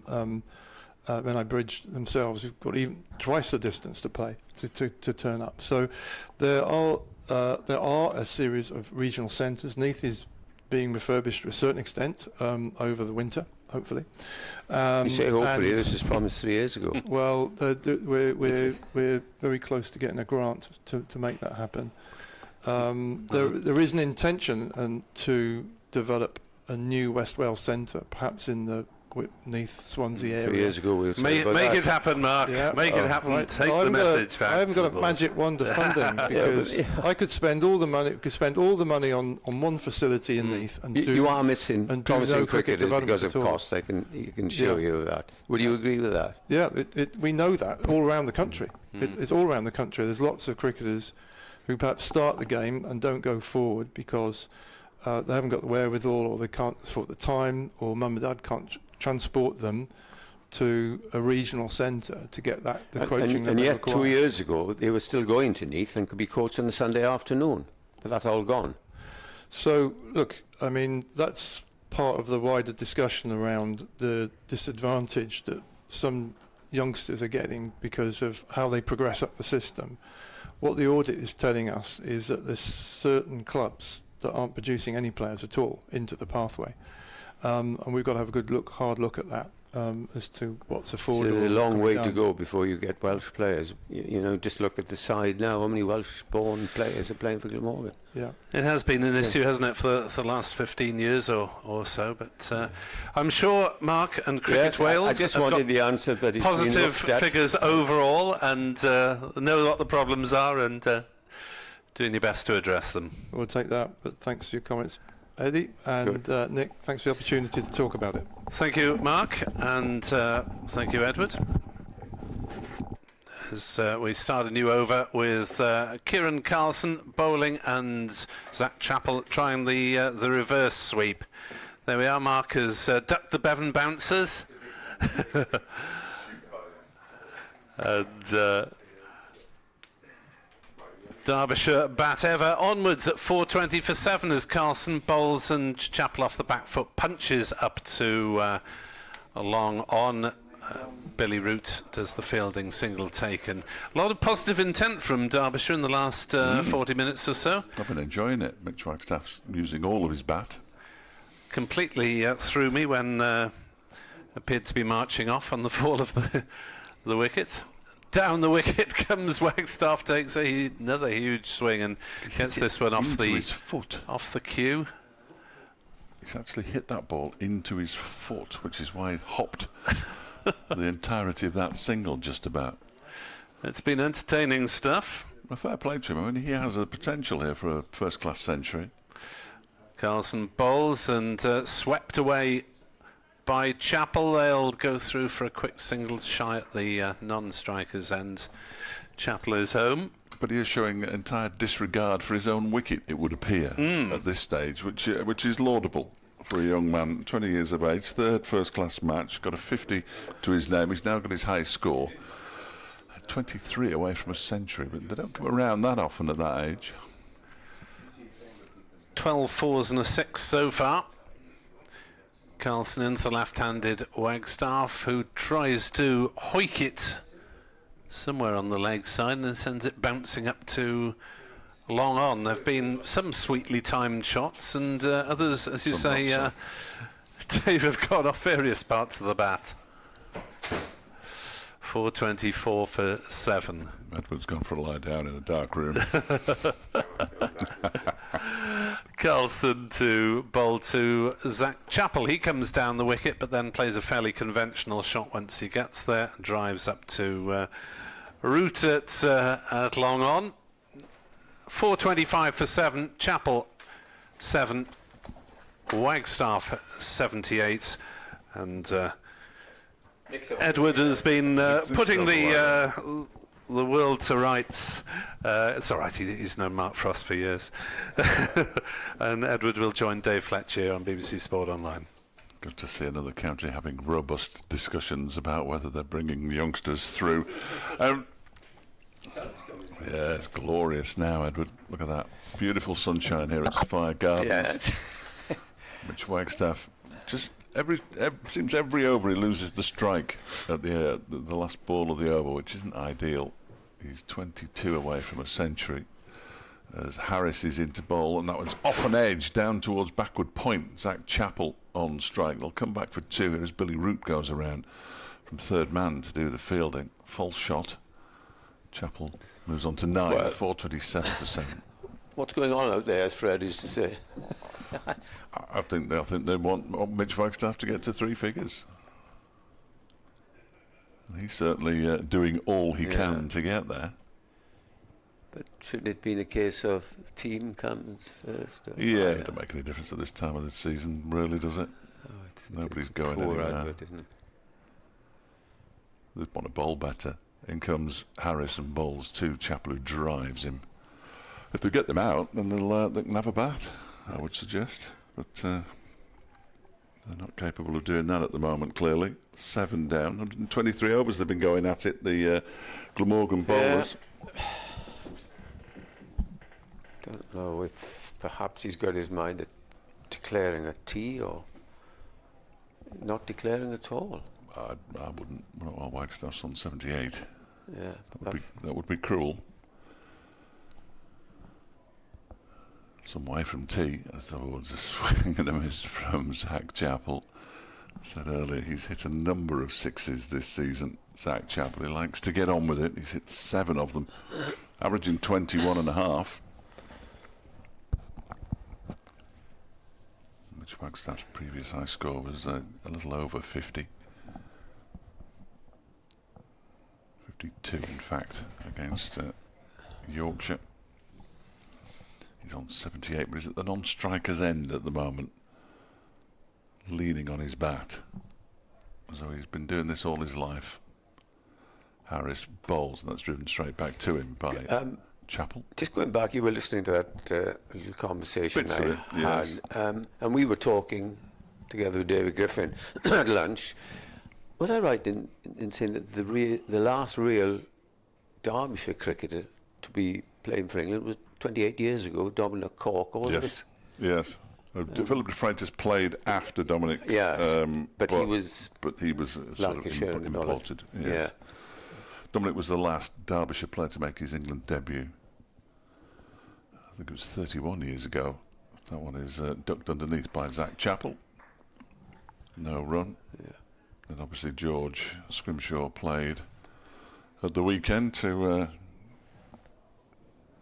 He did get a wicket. He got 3. He got 3 in the end. 3. I saw him 5 wides, and I thought, whatever it was, I thought, well. He had a bit of front foot trouble, and was only bowling around 80 miles an hour, and he can bowl considerably quicker than that. Yeah. He's going to Northamptonshire at the end of the season. That's right. As Chappell slaps that one up to mid-off. And there is no run, end of the over. 427 for 7, Derbyshire Wagstaff. 78, Chappell 9. I was completely ignored at 2:30, Edward, disgracefully by... I've stood with you for a while, and your I was getting nowhere. radio station was not... Sending messages and all sorts, and they finally acknowledged my existence at about 20 to 3 and said, "Oh, we were supposed to come to you at 2:30, weren't you?" I said, "Well, yeah, we'll come back at 3. Lovely. That's it. We're in the communication business. You wouldn't know it, would you? You wouldn't know it. Carlson then to continue. There are 1, 2, 3, 4 men on the short leg boundary, and he will be bowling to Wagstaff on 78. In he comes and bowls. Wagstaff goes to the big hit, and surely he's out there by half a mile. He's stumped running down the pitch, and that surely is the end of the innings, is it? Or not? I think so. No. Certainly, he's making no effort to leave the field. Caught he was, by the way. Caught. I think he was stumped as well, so take your pick. So it's 427 for 8, and the innings has been prolonged. Mitch Wagstaff, 78 off 84 balls, so didn't hang around. 12 fours and 1 6. So 2 more wickets to go, and Carlson has picked up another wicket. 2 wickets for him, 2 for Harris, and the other is taken by McIlroy or Hassan. Who we have coming in? Sam Connors, Sam Connors. followed by Pat Brown, who wouldn't ordinarily delay proceedings for too long with the bat. No. Sam Connors, another man who likes to get on with it. He is averaging just 13, but they're usually entertaining. Well, it's good to hear. Pat Brown's an interesting name, Dave, because he lost his action completely. It was very sad. He played one-day cricket for England. Played 4 T20s and then picked up an injury. And then he lost it, and then Derbyshire gave him a second chance, as it were, because he was rarely played by Worcestershire, wasn't he? Well, yeah, they didn't pick him in red ball cricket. This No. is his 3rd successive. So has he got his action back? What do you reckon? But he's quick. I'm glad to hear quick. that he is back, because Yeah. you hate to hear about people losing it. So Carlson then will continue. He has bowled just the first ball of that over, and he will be bowling to the new batsman, Sam Connors.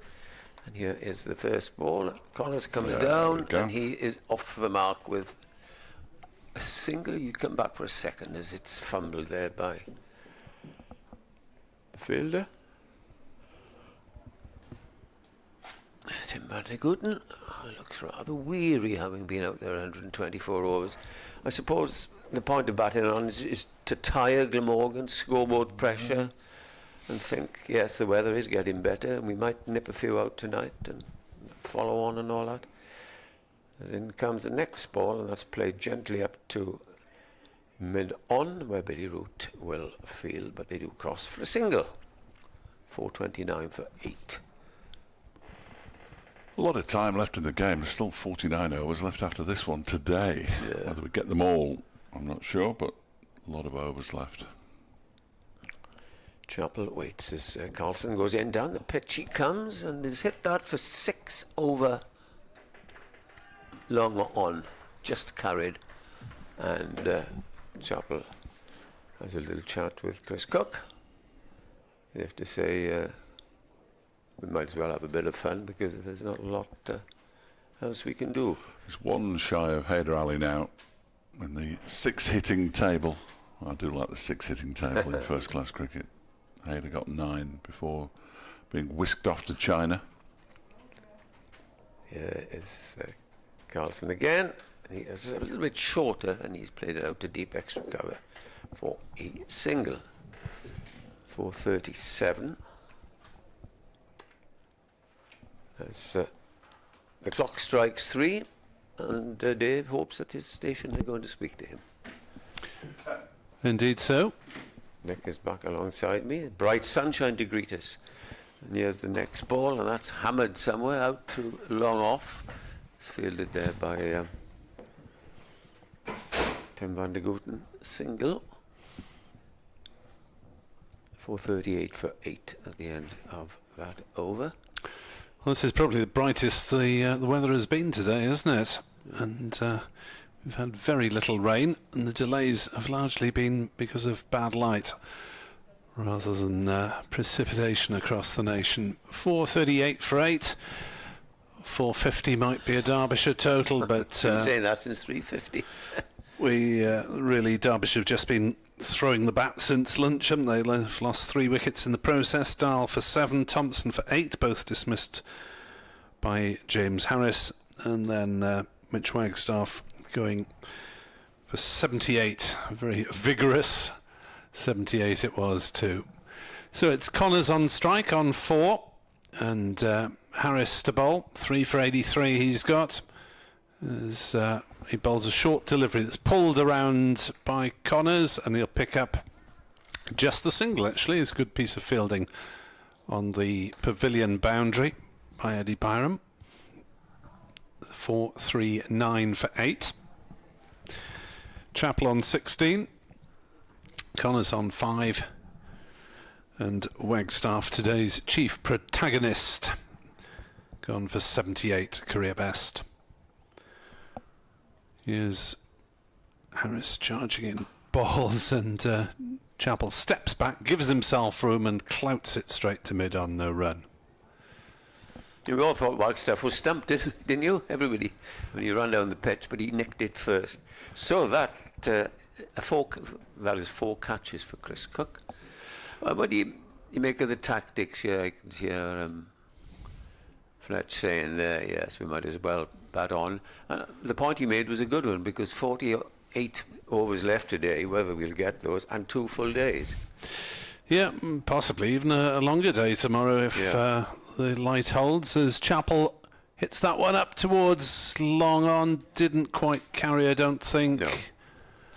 McIlroy looking disappointed. He dived forward to try and get to it, but couldn't do so, as it's all getting a bit agricultural out there at the moment. Spectacular effort by McIlroy to try and get forward to the ball. 7 on the boundary. Harris in, and well, extraordinary scoop attempt by Connors. Makes no contact. It's almost bowled leg stump. Just running across his wickets here. I don't think this Derbyshire innings is going to last hugely long one way or another. They might add some quick runs before they lose their wickets, though. Not sure if a number 10 batter on 5 not out often plays a attempted ramp off a seamer. Harris in to Connors again, who swings without much chance of connection, and it goes through to Chris Cook. No run. 440 for 8. Last ball of the Harris over in the afternoon sunshine. It was 351 for 5 at the lunch interval. Harris bowls, and another Connors waft fails to make contact, and word from Edward, and he'll be joined by Dave Fletcher again.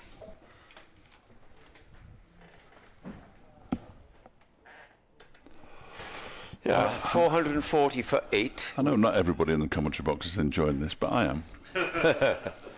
Well, yeah, it's nice. Nick just said now it's nice to get a little bit of action going, but we've said it at 350. You mentioned it, 350 perhaps, and then 400. No, I've never mentioned anything, Edward. No, I don't. What was it? I don't think they're going to declare. They don't declare generally. They declared against Sussex because it was down to a 2-day game. There's still 2.5 days left. I've just made the point. There's a lot of cricket left. Yeah, and if the weather's okay. Carlson to continue then, and he'll be bowling to Chappell, who is on 17.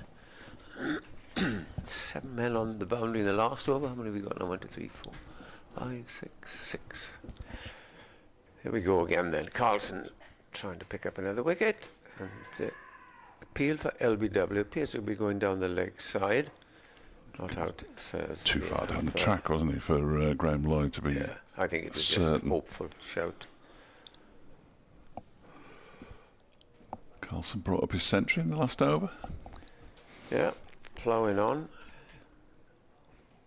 As the next ball on this reverse swept and it stopped. Yeah, just a good bit of fielding there on the boundary, and they cross for 2. Applause for smart fielding. 442 for 8. He was determined to make that reverse work, though, Zach Chappell. I'm not sure. I think it must be something he's been practicing in recent weeks rather than something he's always had in the locker. He's on 19 as Carlson, 2 for 103. Comes in and bowled. And where's that gone? That's gone down for 4. To fine leg. Yes, it's 4 more to Chappell. He moves on to 23. 446 for 8. Of course, the other thing is that they might tell them to declare, but your 2 opening bowlers are out there at the moment, and they've seen this pitch, which you don't believe anybody can bowl on and get wickets. And well, they can, because why would they want to bowl on it? Yeah, that's a good point. We'll just stay out here, Skip. We're all right. No, we're enjoying it. See, Sun's shining. It's on our backs. It's great out here. And you've got the analysts looking. Yorkshire last game here made 500. Glamorgan all out 213. And then 273, and then go 400. Carlson bowls. That's gone up in the air, but it's well short of long on, and another single. 446.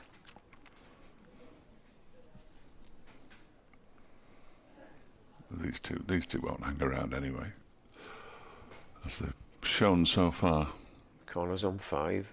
Goes for the reverse sweep, and you get a single up to.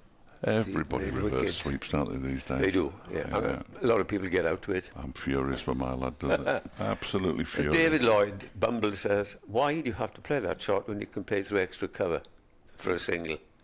You had to wait so long for that last ball to arrive. The next ball is played out for another single out to Cow Corner. Oh, they're coming back for a second as the return comes in. That brings up 450. And that's the declaration, by the look of it. Is it? I wouldn't. Is it? Oh, right, there we are. 450 for 8. So the follow-on will be 301. I reckon we'll have 45 overs left in the day. Sam Connors on 6 and Zach Chappell on 26. Entertaining little innings from Zach Chappell, as they generally are. 29 deliveries, a 4 and a 6. Sam Connors will be disappointed he didn't manage to find the boundary. Mitch Wagstaff, though, 78. 12 fours and a 6 for him. He'd obviously got the message that they wanted to get to 450.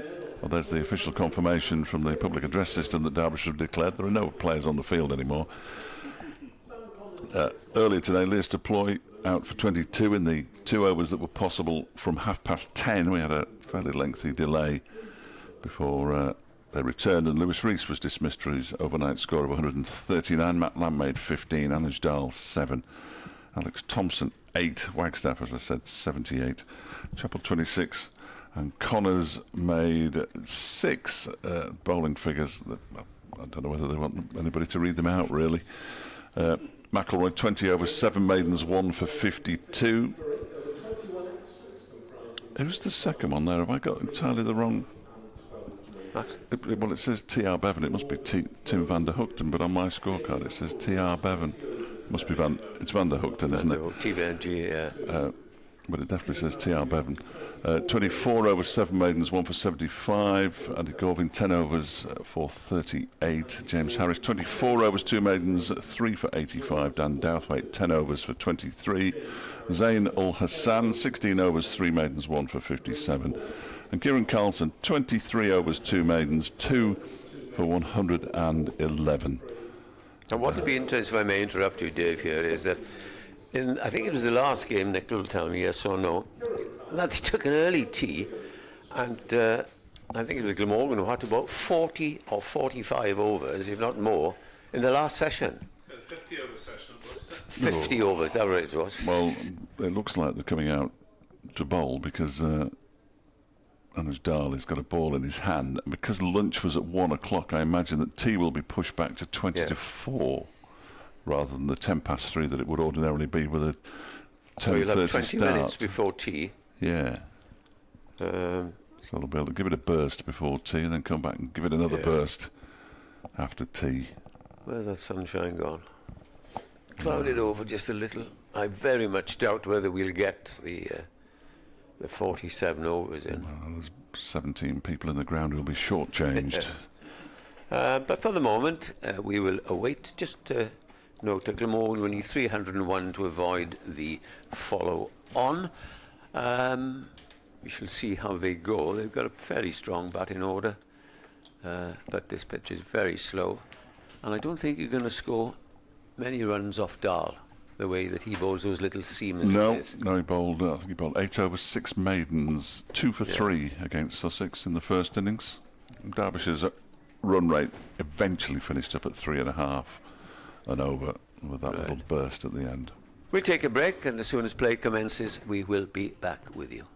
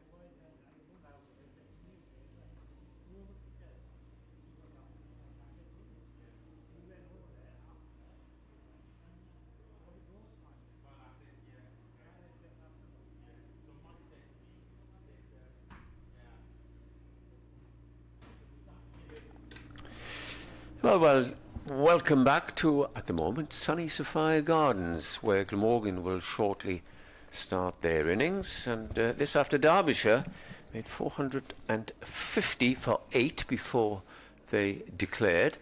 And Glamorgan will have, 15, 18 minutes of batting before tea. And it'll be a tricky 18 minutes or so as Eddie Byram and Zain Ul Hassan walk to the wicket, because they've been in the field there for, what was it, 100 Dave Fletcher? 127 overs. 127 overs, and they'll be faced with scoreboard pressure. Okay, well, Hassan did bowl, Eddie Byron did a lot of running around, but scoreboard pressure, as we've often seen, will count against Glamorgan, and they'll be tentative, they'll be a little bit nervous, and you can say that Derbyshire are in the boss seat at the moment.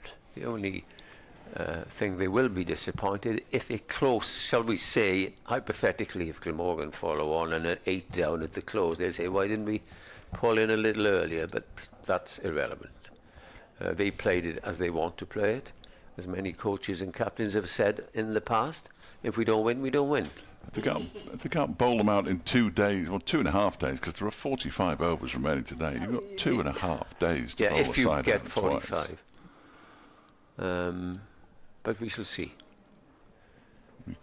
Nor can you take into account the weather, really, can you? Because the forecast has been appalling, and Yes. it rained for about 3.5 minutes today. Here we go then, and it will be Zach Chappell from this end, and he bowls the first ball at Ul Hassan, who comes forward and plays it down to short mid-off. Cakes have arrived. I've just spotted one next door, that's all. I've just spotted that the cakes have definitely arrived. You spotted it, they wouldn't tell us, would they? He wasn't making much of a secret of it, in fairness. Look at him holding up a big scone. Those scones are nice. Should have by the been. way. Yeah, very nice. They deserve it, those boys. Chappell, right arm over, medium fast, bowls outside the off stump, and it goes through to the wicket keeper, Brooke Guest. So, Chappell, formerly of Warwickshire. We just saying earlier on today, didn't have far to travel to change clubs. No, different one. He's started at Leicestershire and went to Notts. Right. Yeah, Zach Chappell. It was. But he lived in. No, it was Matt Lamb, who was from Warwickshire. Matt Lamb's, yeah. He is the local one. Here he is again, in past umpire Lloyd, and bowls, and Hassan fiddles outside the off stump. Well, not a mini fiddle, because he did pull his bat away at the very last moment. It's a very attacking field. You probably expect when you go 450 runs on the board. 3 slips and a gully, a cover, and a mid-off. There is no third man. But then, if you've got 450 runs, you can be half excused. On the onside, there's rather a straight fine leg, a mid-wicket, and a mid-on. That's the field as Chappell is in. Bowls wide of the off-stump this time, and he goes through to the keeper. No score at the moment. The other batsman is Eddie Byram, who in his last innings here, a fortnight ago against Derbyshire, made 101. There was also Sam Northeast's 166 not out, as Glamorgan declared in that innings on 401 for 5 after scoreboard pressure hit them. Yorkshire made 500 exactly, and Glamorgan were bowled out for 273. Chappell bowls, and Ul Hassan plays a nice looking shot, and it's very well fielded there in the gully. And when everybody was looking towards the cover boundary, we saw that it was well stopped. 4 dot balls. Dave making the point that 45 overs to bowl, if we get that far. What we need is some nice sunshine and a clear sky. Lost but 1 ball over the over, and Chappell bowls, and the batsman gets right behind that, and That says 0.4, 0.5. Somebody's miscounted. No, I did. I thought 0.4 was a little bit light. Yeah. There we go. They go back to 0.4, Yeah. and eventually get to 1 over. It felt longer. It Didn't did. It felt longer than 4 deliveries. Sam Connors will take the new ball from the River Taff end. 25 wickets this season. Down on last season when he picked up 50. What's happened to Mr. Lakmal? Well, I imagine he's packing his bags. Injured? Yes, has been. You hesitate? Well, we're not entirely sure. It hasn't been the roaring success we'd all hoped it would be. Former Test player, he hadn't bowled the volume of overs previously in his career, if we're honest. I think he's got 9 wickets or something this season, and so hasn't played in any of these games in September. Eddie Byram then, 3 slips in place. Connors around the wicket to him, bowls. That one is turned into the leg side. Alex Thompson with a tumbling stop at mid-wicket. In the corresponding game at Derby a couple of months ago, Chappell and Connors, Scrimshaw, Reece, Thompson and Dahl. Most of those will be bowling in this game, aren't they? 1, 2. Yeah, 5 of them. Reece 3, Thompson 4, Dahl 5. 5 of the 6. Scrimshaw is on was on England. What do we call it? England or England A? Well, It was the second technically string. it was England, but Yeah. yeah, I know what you mean. Connors bowls and Byram just pulls the bat inside the line of that one. Yeah, he's a great pulling inside when everybody says he's beaten outside the off stump. Is Eddie Byram? Definitely pulled the bat inside the line there. Yeah, so the Scrimshaw pace has been replaced by the pace of Pat Brown, who's currently filling in the covers, good fielder as well. Oh, the change of players in clubs, aren't they? It's getting more than ever now. Brown is coming on a 3-year contract from the start of next season. Connors bowls and Byron pushes it to him. The now former Worcestershire. I suppose he's still currently Worcestershire, but Pat Brown has gone. 3 have gone to Nottinghamshire from Worcester. And they still get promotion. That's a good effort, really. Josh Tongue hadn't played much this season, No, had he? And I'm not. and towards the end, not sure how much he will play at Trent Bridge. Yeah. It just seems like a vanity purchase to me. it's a new one. Well, how much? If he plays for England, is he going to play much for Nottinghamshire? I wouldn't have thought so. Connors bowls, Byram. I think he might have been beaten by that one. Going to make it 1 apiece. It was a good ball from Sam Connors. Pennington they'll miss clearly because he's been He's promising. been really good for them this season. And who's the other one who's going? Haynes. Joe Haynes, yes, hasn't got the runs he has been getting in the last couple of years, but he's still a fine player. I'll do well for Nottinghamshire. Son of the seconds. former all-rounder Gavin Haynes. Remember him playing? Just Yes. tells my age. Next delivery from Connors is left alone by Byram to go through to Brooke Guest. Yes, I'm not a huge fan of announcing players moving by the end of July for the following season. I mean, it's turning into rugby union, for goodness sake. It's CB's fault because they. Well, it's the PCA's fault, And I the think. you must say by the end of July. The PCA demanded that players could start talking to other It's counties. the if they PCA, I were thought it out might have of been the ECB. contract. You're right. Yeah, absolutely. So they're sort of looking after their members, and you can understand that, but keep them quiet. Next delivery from Connors is whipped away. That'll be 4 runs, will it? Zach Chappell? No, it won't. He's running around the boundary. He gets there and keeps him down to a single, in fact, to complete So, the over. You're right, One without Ben, loss. because psychologically, the likes of, shall we say, David Lloyd now, his mind for the last 2 months would have been on Derbyshire. Well, if you Yes, if because you've been around Derbyshire, you'd know it you was just- on Derbyshire. Yeah, you just think, what shall I... all these things. Clearly it was a shame on so many levels that he got injured. A real shame for Glamorgan, but it would have been fascinating to have seen him playing in this match Yes. for Glamorgan. Maybe there now. Yeah, against Derbyshire. Well, he may not. He may have taken 5 for his little medium paces. But you know, you're thinking, oh, I'm going up there. Should we tell your wife? Should we go up and have a look at some houses and what have you? 3 slips and a gully, cover and a mid-off on the offside. Attacking field is in comes Chapel and bowls, and this time slow coming off the pitch, isn't it? And Byram just puts his back there and lets the ball hit it. A lot of players are doing or have done what Pat Brown's done, haven't they? And they're going to join a club, so they'll go and join them on loan for the last few matches of the season. But of course, when you're on loan, you can't play against the side, i.e. Worcester, that you're from.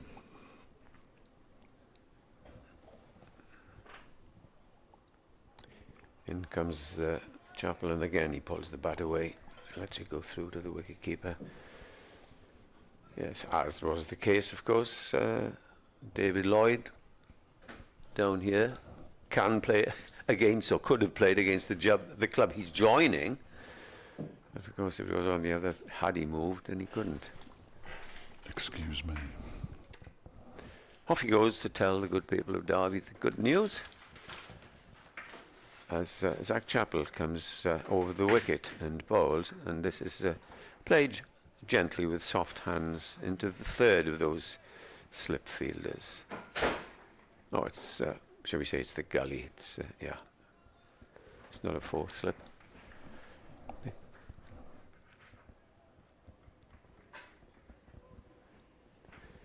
Zach Chapel, very, very tall man, must be about 6'6". Strong shoulders, looks very fit as the sun comes out to greet them, and he bowls to Byron. Byron plays a nice shot into the cover region, and they'll take a comfortable single, and it goes back alongside me. Interesting chat you had with Mark there. Yes, and he's obviously aware of what the issues are, isn't he? Yes.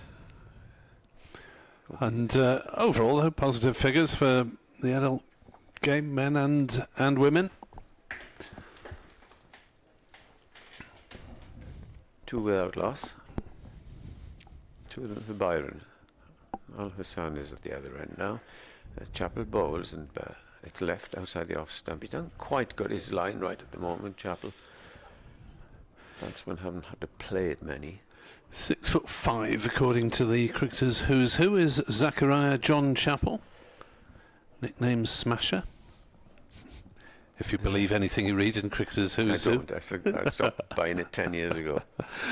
It's quite entertaining, but you wonder whether some of the items have been made up by colleagues. They had years ago, I know. Yes, Chapel in bowls defended the line of off stump. That's the end of the end of the next. This over, I'll get there eventually. And the score remains at 2 without loss. I mean, 1 year. So-and-so is a very, very good bridge player, and was near to representing the county last year. Not the cricket, but the county of, shall we say, Hertfordshire. And I said to somebody, that's right. Load of rubbish. Yeah. So is this produced?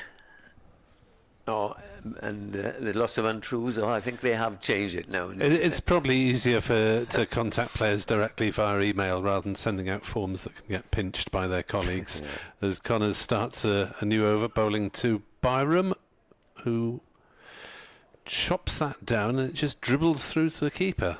Typical, very slow pitch. We saw 2 Derbyshire batsmen playing far too early, and Byron did then. And hasn't got the pace of the pitch as yet. No, it is a danger, isn't it? Until you can pick it up and work out how to time the ball.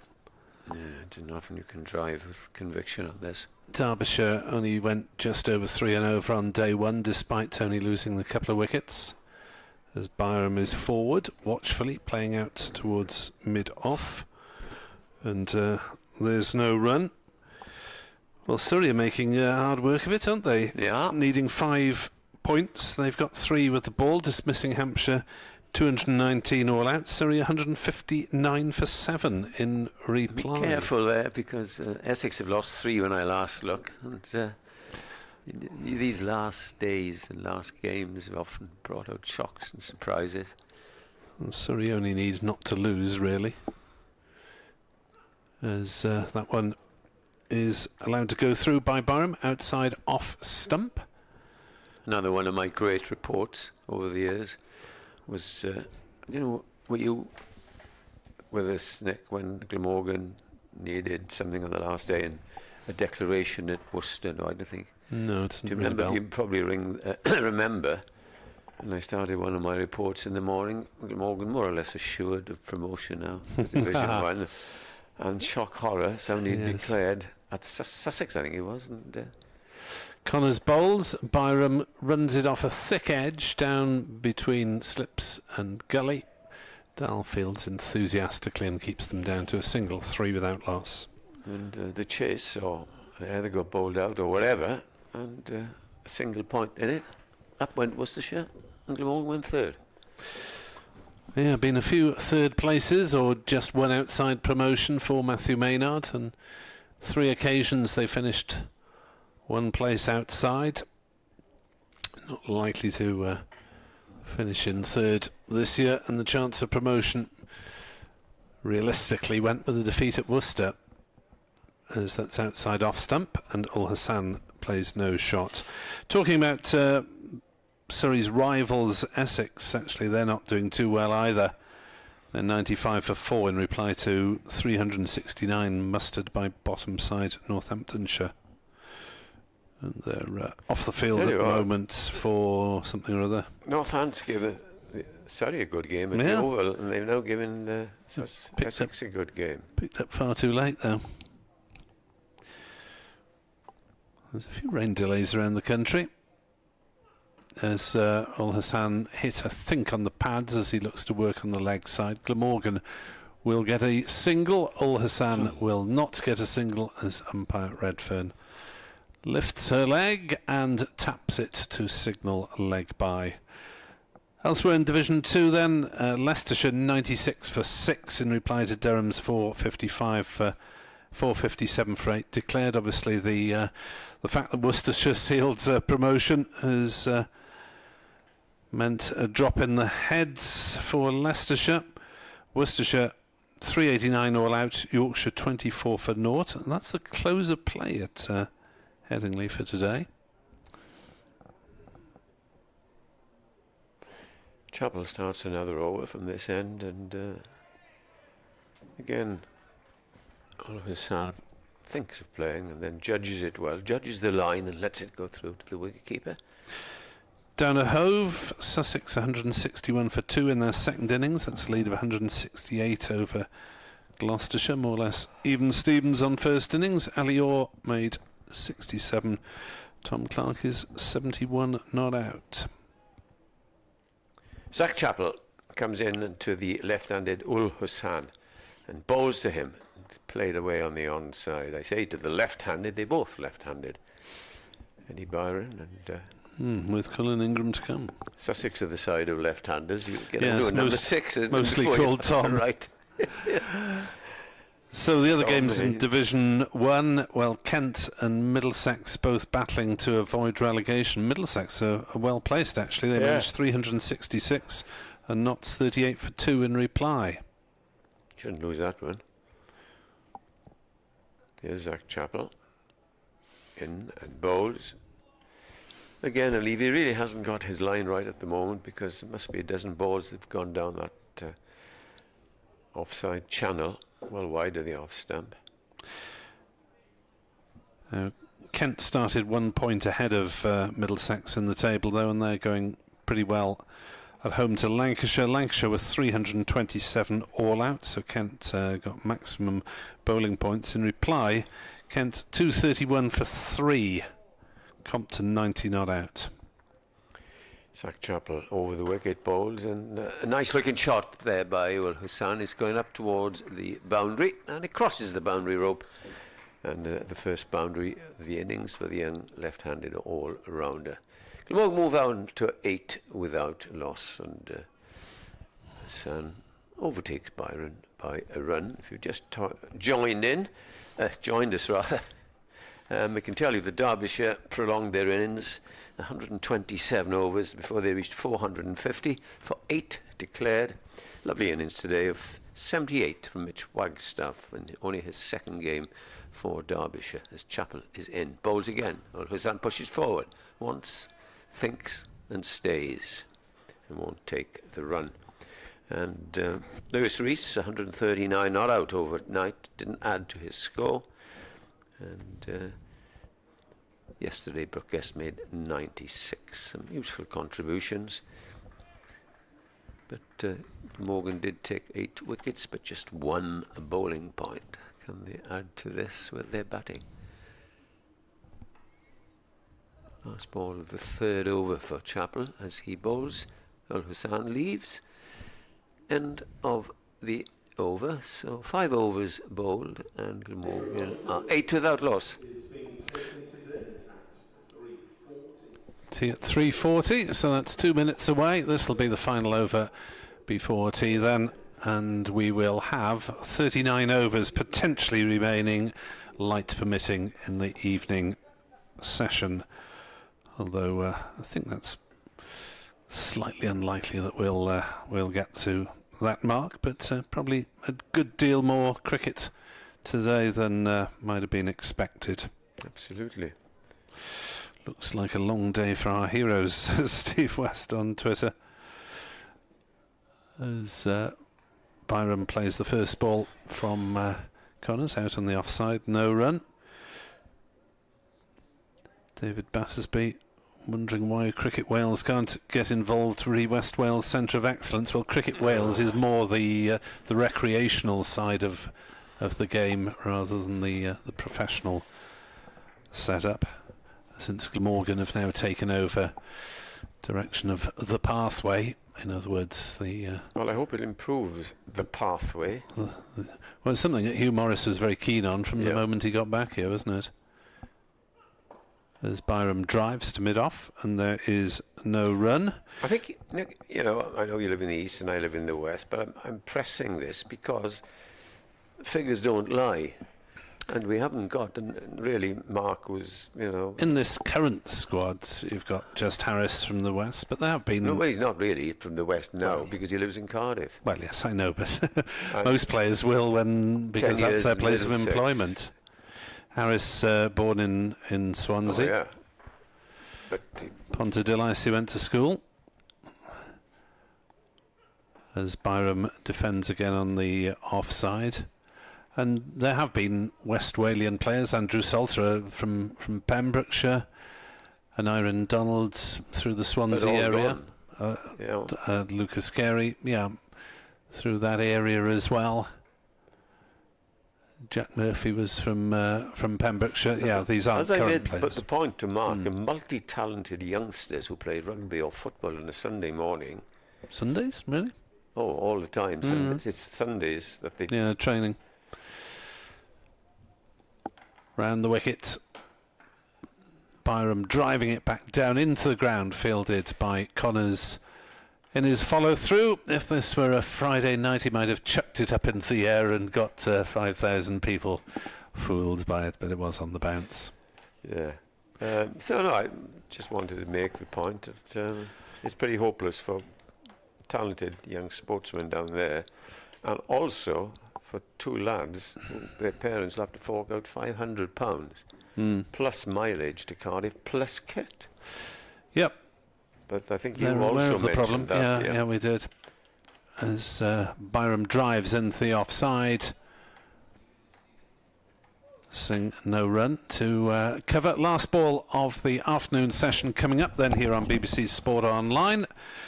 Derek Evans says the problem is that Wales is so large geographically and chance to shine only targets primary schools in poorer areas of cities. Alan Metcalf on Twitter, season petering out, taking this opportunity to thank us two for keeping him in touch in Cyprus. Wait until next year. There we are. We can always hope for next year. 8 for naught. Last ball of the afternoon session, and Byram drives it gently to mid-on. Glamorgan are 8 without loss of 6 overs in reply to Derbyshire's 450 for 8 declared. We will be back with commentary on the remaining 39 overs, weather permitting, of this game at around about 4 o'clock.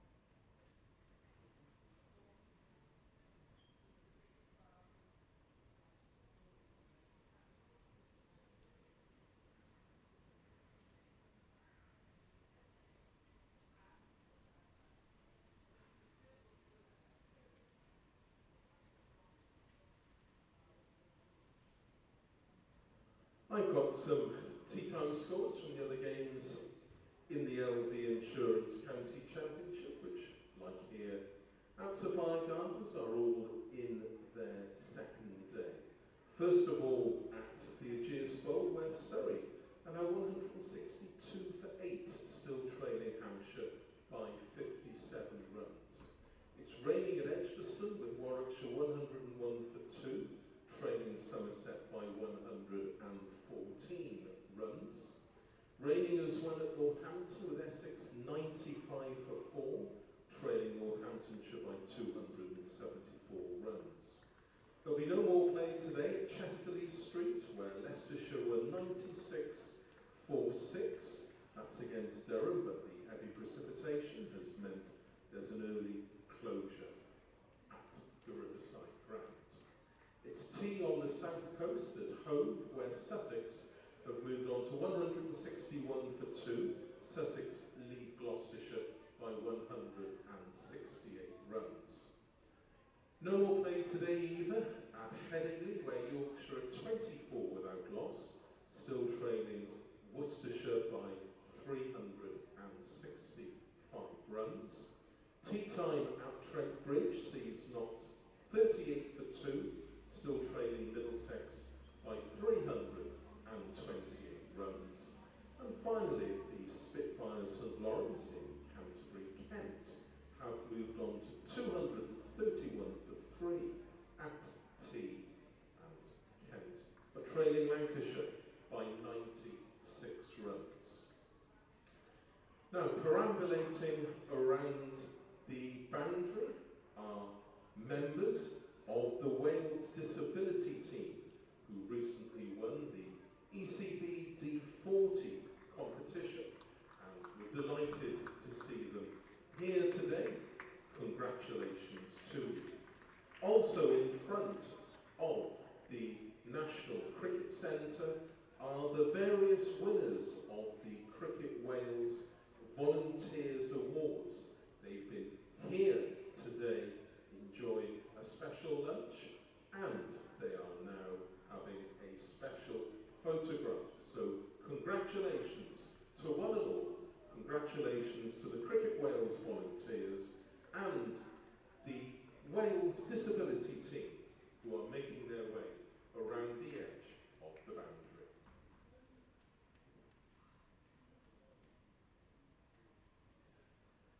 If you're seeking a score sheet for this game, don't forget they're available free of charge from Resumption, which is situated on the ground floor of the Thatcher's Pavilion. That's where you can also purchase a copy of the 2023 Glamorgan Yearbook. You can also purchase a yearbook and much, much more from the Glamorgan Club shop, which is run by Missouri Sports and situated opposite Gate 2. The shop will be open until around about 5 o'clock this evening. And, as always, it's selling a wide range of cricket equipment and other items, including replica Glamorgan kit and a range of recently published cricket books. As far as refreshments are concerned, food and drink can be purchased from the kiosk situated in the concourse sports area beneath the pavilion stand. You can also obtain drink and food from the mobile unit situated beneath the Caster Howell stand. Snacks can also be purchased from the vending machines at the rear of the National Cricket Centre. Finally, don't forget the CC4 Museum of Welsh Cricket is open today. It will be closing just before 4:15 this afternoon. It's situated on the first floor of the National Cricket Centre, and in addition to a number of displays, there's also a range of second-hand cricket books which are available for sale, plus a selection of old Glamorgan yearbooks, with the funds raised from their sale going towards the running of the museum. If you can't make it today, the museum will be open tomorrow.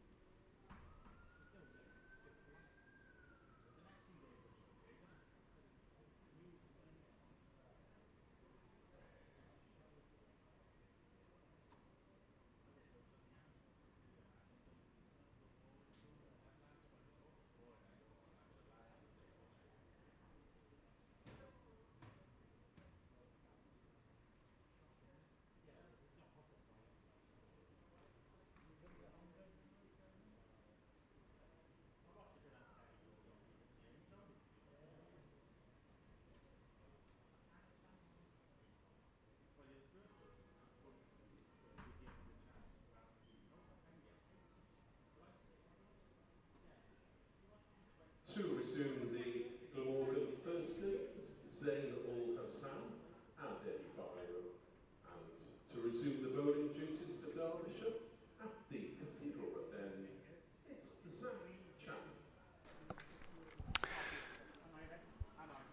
Good evening, welcome back for the final session on this second day of Glamorgan against Derbyshire. Glamorgan are 8 without loss in reply to Derbyshire's 450 for 8 declared. I'm Nick Webb, Dave Fletcher, Edward Bevan making up our commentary team. Theoretically we have 39 overs remaining in the day, but the light is not good and quite frankly play could come to a halt at any time, so make the most of it while you can. 8 without loss. Glamorgan starting their first innings. 6 overs on the board.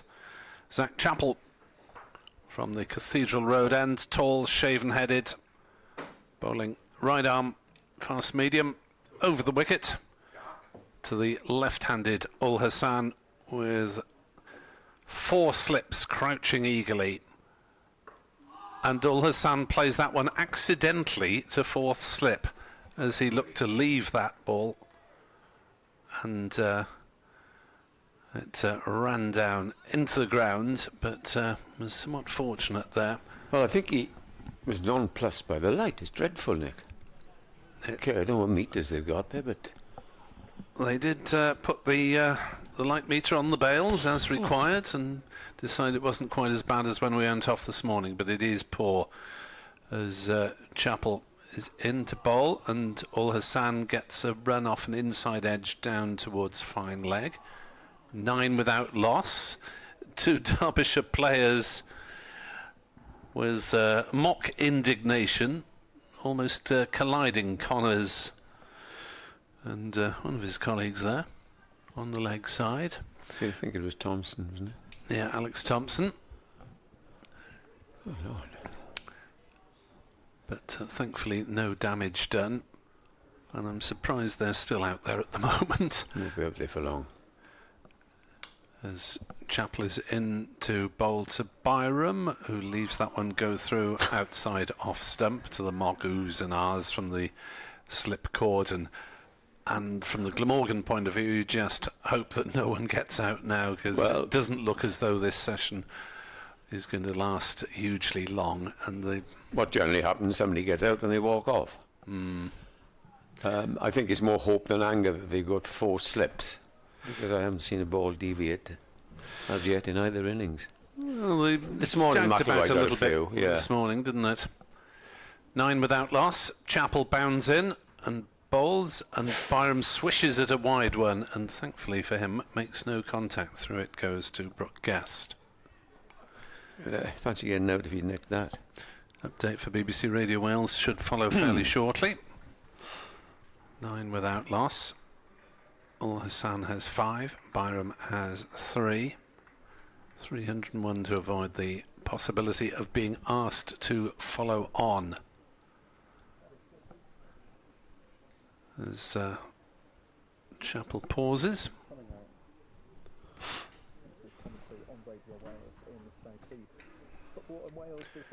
And he comes, bowls, and Byram defends. And there is no run. Last ball of the first over of the session coming up. Play is due to resume after tea on day 2 of Glamorgan's final match of the season against Derbyshire. Nick Webb has the latest. Glamorgan in 9 without loss in reply to Derbyshire's 450 for 8 declared. Play has resumed in rather poor light, the umpires judging that it was just about playable, though it is very overcast. Glamorgan need 301 to avoid the possibility of following on. Derbyshire's 450 for 8 declared owed much today to Mitch Wagstaff, the youngster who hit an enterprising 78. James Harris took 3 wickets and Kieran Carlson 2. Derbyshire 450 for 8 declared. Glamorgan in reply are 10-11 without loss.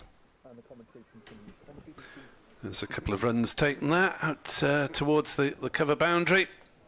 A slight misfield along the way allowed them to come back for the second while I was doing that radio update. 11 for naught as we peer towards the middle. Floodlights not allowed in Championship cricket. The wind is getting up and a little bit of the old Storm Agnes is on the way, possibly. Umpires having another word. And they're off. They are. Didn't look hugely playable. Graham Lloyd is having a chat to skipper Leas Duploy to explain the situation. 11 without loss, as it's getting a bit murky, and who knows what we're going to have left. Dave Fletcher is back. Over to you, Dave. Yeah, well, yes, it took me a while to get back from the room just down there because it's so dark at the back there. I couldn't find my way back. I mean, it is very dark now, isn't it? I was surprised they started. Really, yeah, I was very surprised they started. Yeah, whether we get going, who knows? It's very unpleasant out there, blowing quite strong now, the wind, which might take the clouds away, or it might bring more in. Who knows? But yeah, disappointing. Should have declared earlier. Derbyshire did declare on 450 for 8. Wagstaff's innings has been the joy of the day, really, for the neutral spectator, and certainly for the Derbyshire spectator, and even a few Glamorgan fans might well have enjoyed his lusty hitting. Yeah, no, I thought he batted nicely, didn't he? He did indeed, as those around him failed to make much progress today. Zach Chappell 26 not out, probably the only other one to make any impact at all on the scoreboard.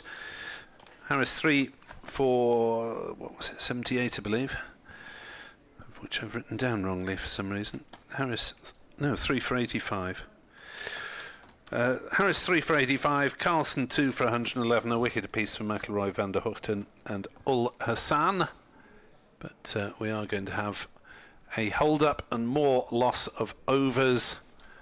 And Glamorgan 11 for naught. In reply to Derbyshire's 450 for 8 declared. We will be back here on BBC Sport Online as and when any further cricket occurs.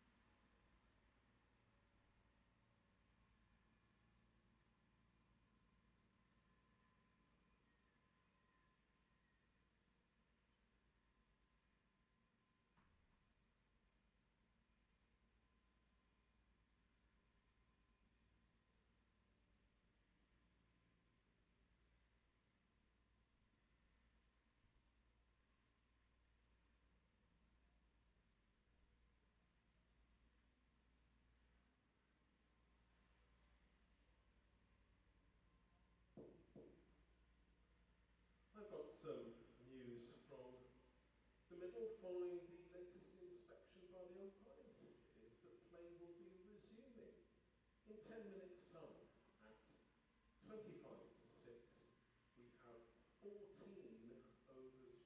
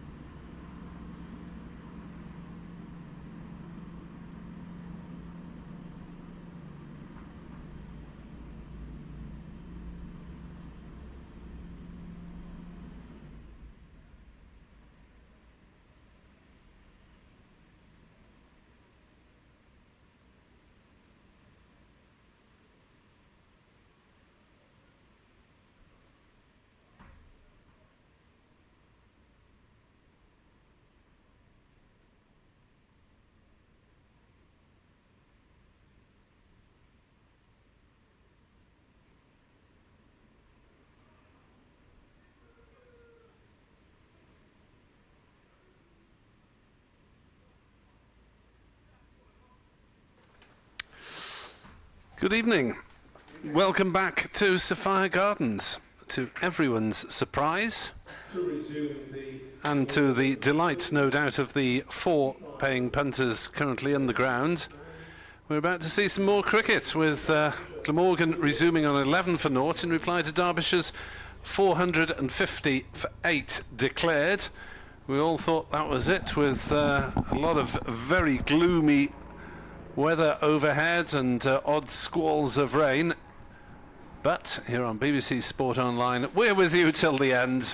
Some might say the bitter end. 14 overs potentially remain in the day's play if the light holds. And at the moment, the shadows are 2/3 the way out to the middle. So Derbyshire, though, will be delighted to get out there again with a chance of taking a couple of late Glamorgan wickets and putting the home side under pressure. We've got Zain-ul-Hassan and Eddie Byram on 5 apiece, 11 for naught Glamorgan after 7 overs, and Sam Connors bowling to Zain-ul-Hassan, who drives into the offside, and they will go through for a quick single as there's a good sprawling stop at cover. Edward Bevan, this is a surprise. You'd gone off to do your interviews. I had my coat on, and it was dark. The covers were, the full covers were about to, well, halfway on. Out come the umpires, out comes the sun, and they decide we're going to have 14 overs left starting now. Very odd, but there we are. But I suspect we'll not play till 6:30. Connors into Eddie Byram, who defends on the leg side, and there is no run. Those shadows could potentially cause problems out in the middle in terms of visibility as well. Although these floodlights are away, if you know what I mean, from the pitch, it's a good 70 yards, 50 yards, shall we say, away. It's not encroaching on the pitch itself or the playing strip. This is the shadow of the floodlights, since we're not able to use the actual illumination of the lights, but it is bright sunshine in the middle as Connors bowls to Byram, who's up on his toes defending into the covers, and there is no run. Derbyshire must be delighted really with this turn of events, because they were out kicking a football around for most of that long break. Well, time is against them in this game, but there are 2 full days left, and Glamorgan are known to be struggling in their first innings after scoreboard pressure a few times this year, so all is not lost for Derby, but I thought they went on just a little bit too long, 127 overs. We'll wait and see. As Connors bowls and Byram is hit on the pad, the ball rolls down to fine leg, and they will take a leg by. 13 without loss. So a complete shock that we're back in action. After a lot of time, it was mostly bad light, but really was very murky. The umpires, though, could see a patch of sunlight appearing over the hills to the west of Cardiff. And here comes Connor again. Connors to bowl, and well, that was Yorkie. Al-Hassan chopping down on that one and making minimal contact. 13 without loss.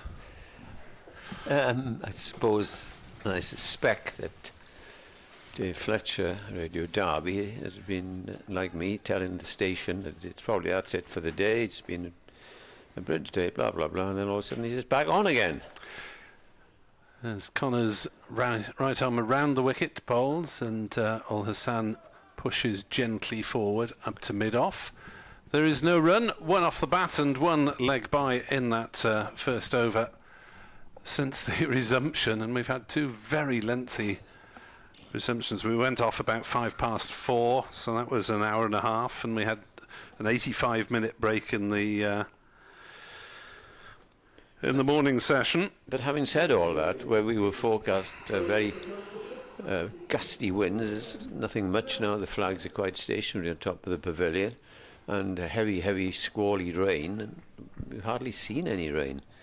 So I'll just do this over now and take a break and come back when you go. As just Dave is behind me. It's Zach Chappell coming into Eddie Byron. Bowls to him. Byron stands tall and pushes it away to mid-off.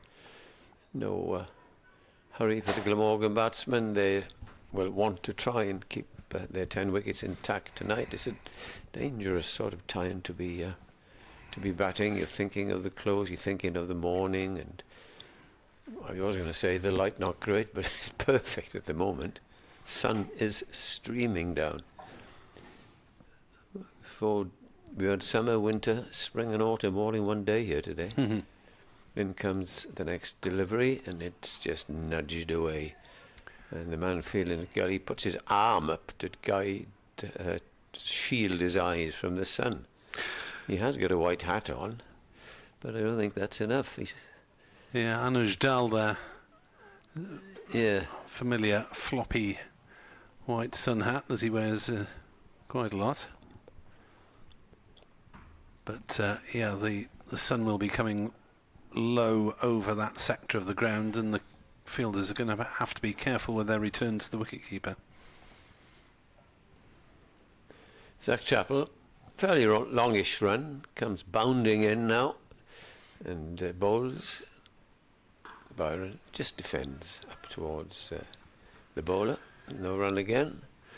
So the score's advanced by 2 runs. It's 13 without loss since they came back onto the field. There were 11 for no wicket then. Byron plays with a very passive dead bat, doesn't he, his defensive shots. There's not much danger of him pushing hard at it.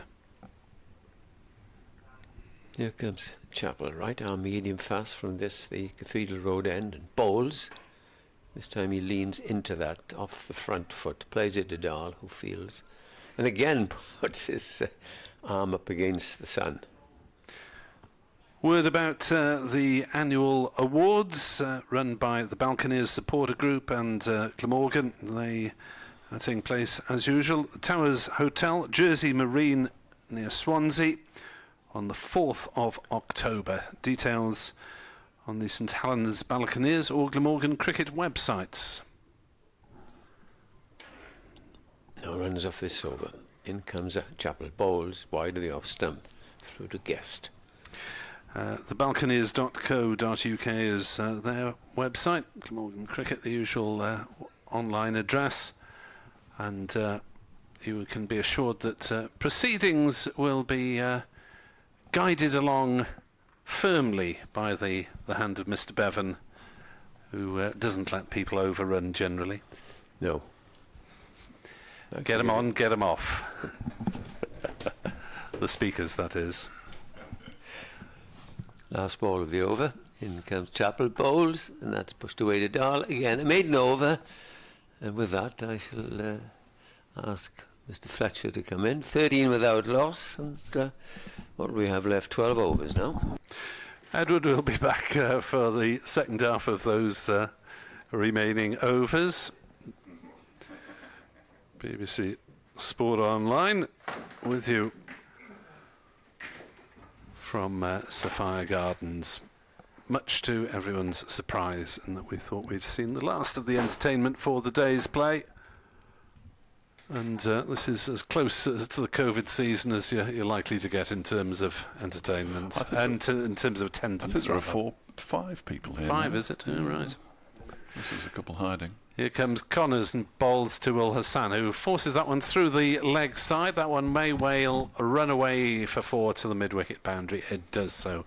And Glamorgan move on to 17 without loss.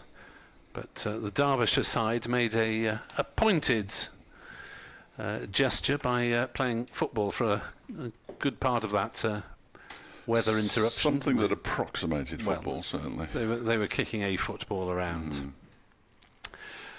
I'm not sure of the level of their technical skills, since we couldn't see them really through the gloom.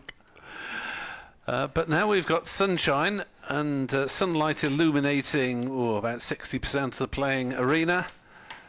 And Connors bowling his 5th over and bowling to Ul Hassan, who defends on the leg side, and there's no run. I wonder if Tim van der Hoogten, the Designated Glamorgan night watchman has got his pads on as yet. You got a little stroll round to the pavilion, Nick? Yes, in anticipation of the opposite outcome. I said to the umpire, is that it? Umpire Lloyd said, no, we're going back on. Wait till the shadows come across. They won't be long before they're across. Half and half, momentarily.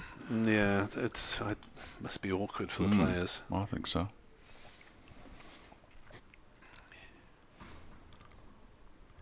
Here comes Connors again. Bowling to Ul Hassan, who plays it gently into the offside. And there's no run. Ball is hurled in furiously to Brooke Guest. They'd better not do that at the other end, that's all I can say. No, he'll have his teeth out. Yeah, that was Mitch Wagstaff, who I'm supposed to be interviewing. I've got a real conundrum, because this will finish around about 6:25. Mm-hmm. I'm on at 6:30. Right. I'm not going to get there and back in 5 minutes. Well, I can attempt to interview him on your behalf if you wish. That might be useful. Connors in. Bowls. Ul Hassan again turning it off his legs. May pick up a couple. No, just sail for the single as Thompson's throw comes whistling into the gloves of Guest. 17 without loss. I can apologise to him tomorrow for not speaking to him after his career best. I would like to speak to the young man, but it's going to be tricky. We'll cross that bridge when we get to it. Well, we'll attempt to record some words from him either way. There's Connors into Byram, who plays to mid-off, carefully, watchfully. It's a kind of little period where nothing much is going to happen. You feel the ball isn't beating the bat. The batsmen aren't looking to score. They're looking to stay there for the remaining 11 overs. It's quite a long time to be entirely on the defensive, though, isn't it? Yeah, it is. They had an 8-over spell before tea that was quite tricky as well. In comes Connors again, and Byram drives to cover. There's no run. The ball is not exactly flying off the bat. No. It just sounds dead, doesn't it? Yeah, it does. Glamorgan's bowler's got a bit of life out of the wickets this morning. It's moving around a little bit. Derbyshire's seam attack will be hoping to do likewise. The sun has disappeared behind a cloud. So that's not good. Because it ain't going to get any lighter as we go through these remaining 11 overs. Zach Chappell to bowl the first of them from the Cathedral Road end. I suggest that the steward on the to the left of us as Chappell bowls, and Ul Hassan just guides that to Anuj Dal, and there's no run.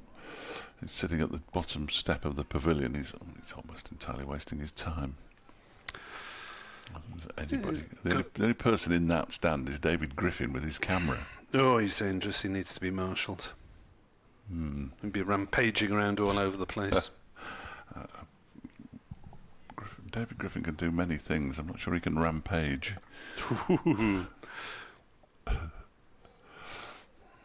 Chappell on his way in again. Ul Hassan waits and turns this into the leg side where it's fielded by Alex Thompson at mid-wicket. Thompson, who earlier made 8, which was a very un-Alex Thompson-like innings, really. 8 from 16, 16 from 8. You got yourself a Thompson innings. He was swinging the bat a lot, wasn't he? Yeah, he did swing the bat a lot. The shots were there, the contact was not. No. And eventually he perished, caught by Tim van der Hoogten, not far from the boundary after bowling of James Harris. As Ul Hassan waits once more and goes on the back foot and chops this down into the ground, and his Dal falls to the floor as he feels that one and stays there. He's okay, he's just sitting down. He just tumbled backwards. He's just telling everybody that he's okay and giving a strange signal as well. examining his fingers. There's a man close in at extra cover, waiting for a full shot, really. As Chappell bowls, and it's driven through the cover region, and that means a bit of a chase on here for Matt Lamb, who loses the race to the boundary, to the ball, and they get 4 runs. He did put the slide in, but as he slid forward, he took the ball with him. His trousers have come down. It's all a bit of a mess. He's lost his cap. He's almost entirely naked now. So, I think that's exaggerating a little. As he trots back to... and his trousers did go halfway down his legs. Just to get people tuning into the video stream if they're just listening. I'd do anything to get extra listeners and viewers. Can't imagine how many thousands and hundreds of thousands of people have still tuned in. Chappell goes in once again. It's a bouncer. Al-Hassan ducks underneath it. 1 for the over, says umpire Lloyd. It's a shame we haven't got any stars from the subcontinent, India or Pakistan, to boost our audience by tens of thousands. Shan Masood was very useful for that. When he and Pujara played in the same game for Derbyshire against Sussex, they both scored double centuries. It was, wow. We were media stars on the subcontinent. Big across South Asia. There's a man from Leicestershire, Chappell, bowling. That's defended by Al-Hassan. Back to the bowler. It's the end of the over. 4 runs from it. Al-Hassan has 15. Byram has 5. Glamorgan at 22 without loss with 10 overs to go. We might have the entire cricket-loving population of Islamabad listening, because that's where Zain Ul-Hassan was born, but since he spent most of his young years in the Midlands, possibly not. We'll take Wolverhampton and Birmingham. Went to college in Stourbridge. What's happening here? They've taken a light reading. This is mad. They're going off. They've taken a light reading because the sun has gone in. And, Lears Deploy doesn't look best pleased, it has to be said. The lightsaber is on top of the stumps. That's it. We're going. Are you going to bowl your spinners, Lears? That's as good as it's going to get. And Lears Deploy is going to say, no, I'm all right, thanks. We'll go off. And we're going off a bad light. So we've had 4 overs this time, I believe. Correct. And lost another 10. That's 51 in total we've lost today if we lose this last 10. I think because it's after 5:30. What does it have to be after 6 o'clock? I think once we get to 6 o'clock, they're not coming back. Anyway, either way, it's maddening. At 5:50, bad light stops play with Glamorgan on 22 without loss. Al-Hassan has 15 and Byram has 5, which means that Glamorgan still trail by 428. And well, you're about as up to date as you're ever going to be, really, because we guessed before, and the sun's come out again now. If they put the light meter on those stumps now, it will be light enough. Absolutely. Because the stumps are in the sun. But just call it. Just honestly, just call it. Call it one way or the other. I mean, Sue Redfern's got her light meter out on the stumps at the front. She's taken the bales nice up off here. and she's removing the stumps. Is that significant? I suspect so. I think that might be it for the day. Edward's just loaned me £5 to put my money on it because I'm not using mine, Edward. Under any Look, I've been working with him for decades and he hasn't loaned me a £5. Actually, he did buy me a £9 glass of wine once. Good heavens above. Never recovered from the shock. That was in Brighton. How much? Yes. Oh, God. 22 without loss. So another 10 overs lost, which would make 51 in total today, which is, as you will all know, more than half a day's cricket. So we've had I don't know how many we've had. We've had 31 of the Derbyshire innings, which went from 96 to 127. And 11 of this. And so we've had 42 overs bowled today at the moment. And that would be 93. But yeah, that sort of makes sense. I might have miscalculated by one there, but... Well, I didn't... of course, we lost two for the change. Two for the change of innings. Yeah. The umpires are not giving up quite yet, or are they? Trying to write in their notebook, and Sue Redfern's notebook is going to fly away if she's not careful here. Left-handed. Sue Redfern, I notice. Not that that means anything, but just an observation. Always difficult to write when you're left-handed, I imagine. Well, you sort of smear the... Anyway. Yeah. I'm rambling now. These cameras are quite hefty that they have to wear these days. Yeah. Be better off issuing them with chest protection, I would have thought, the amount of straight drives that sizzle back past well, not here. Not here, not in this game, no. But in Nothing T20. has sizzled anywhere, really. Yeah. Who's that? Who's talking to Griff? David Griffin at the top of the steps. I'm trying to work out. It might be Nudge. It might not be that. It's Alex Thompson. He's a long, long way away, by the way. That's my excuse. And it's Donald. Much shorter than Thompson, but he does have a 5 on his back, so even if it is preceded by a 6. There we are.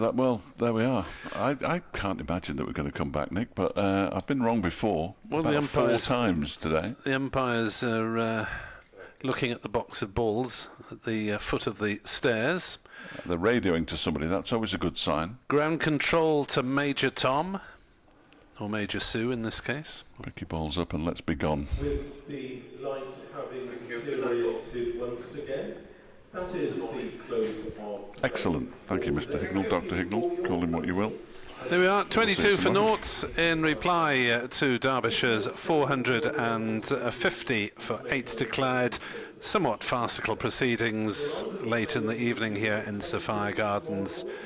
And that's it for us from the day. We'll be back, weather permitting, at 10:30 a.m. tomorrow. Glamorgan 22 for nought in reply to Derbyshire's 450 for 8 declared. No star. We hope you have a safe onward journey. Thank you once again, Jonathan Brown. Thank you for your support. Good evening. No soy.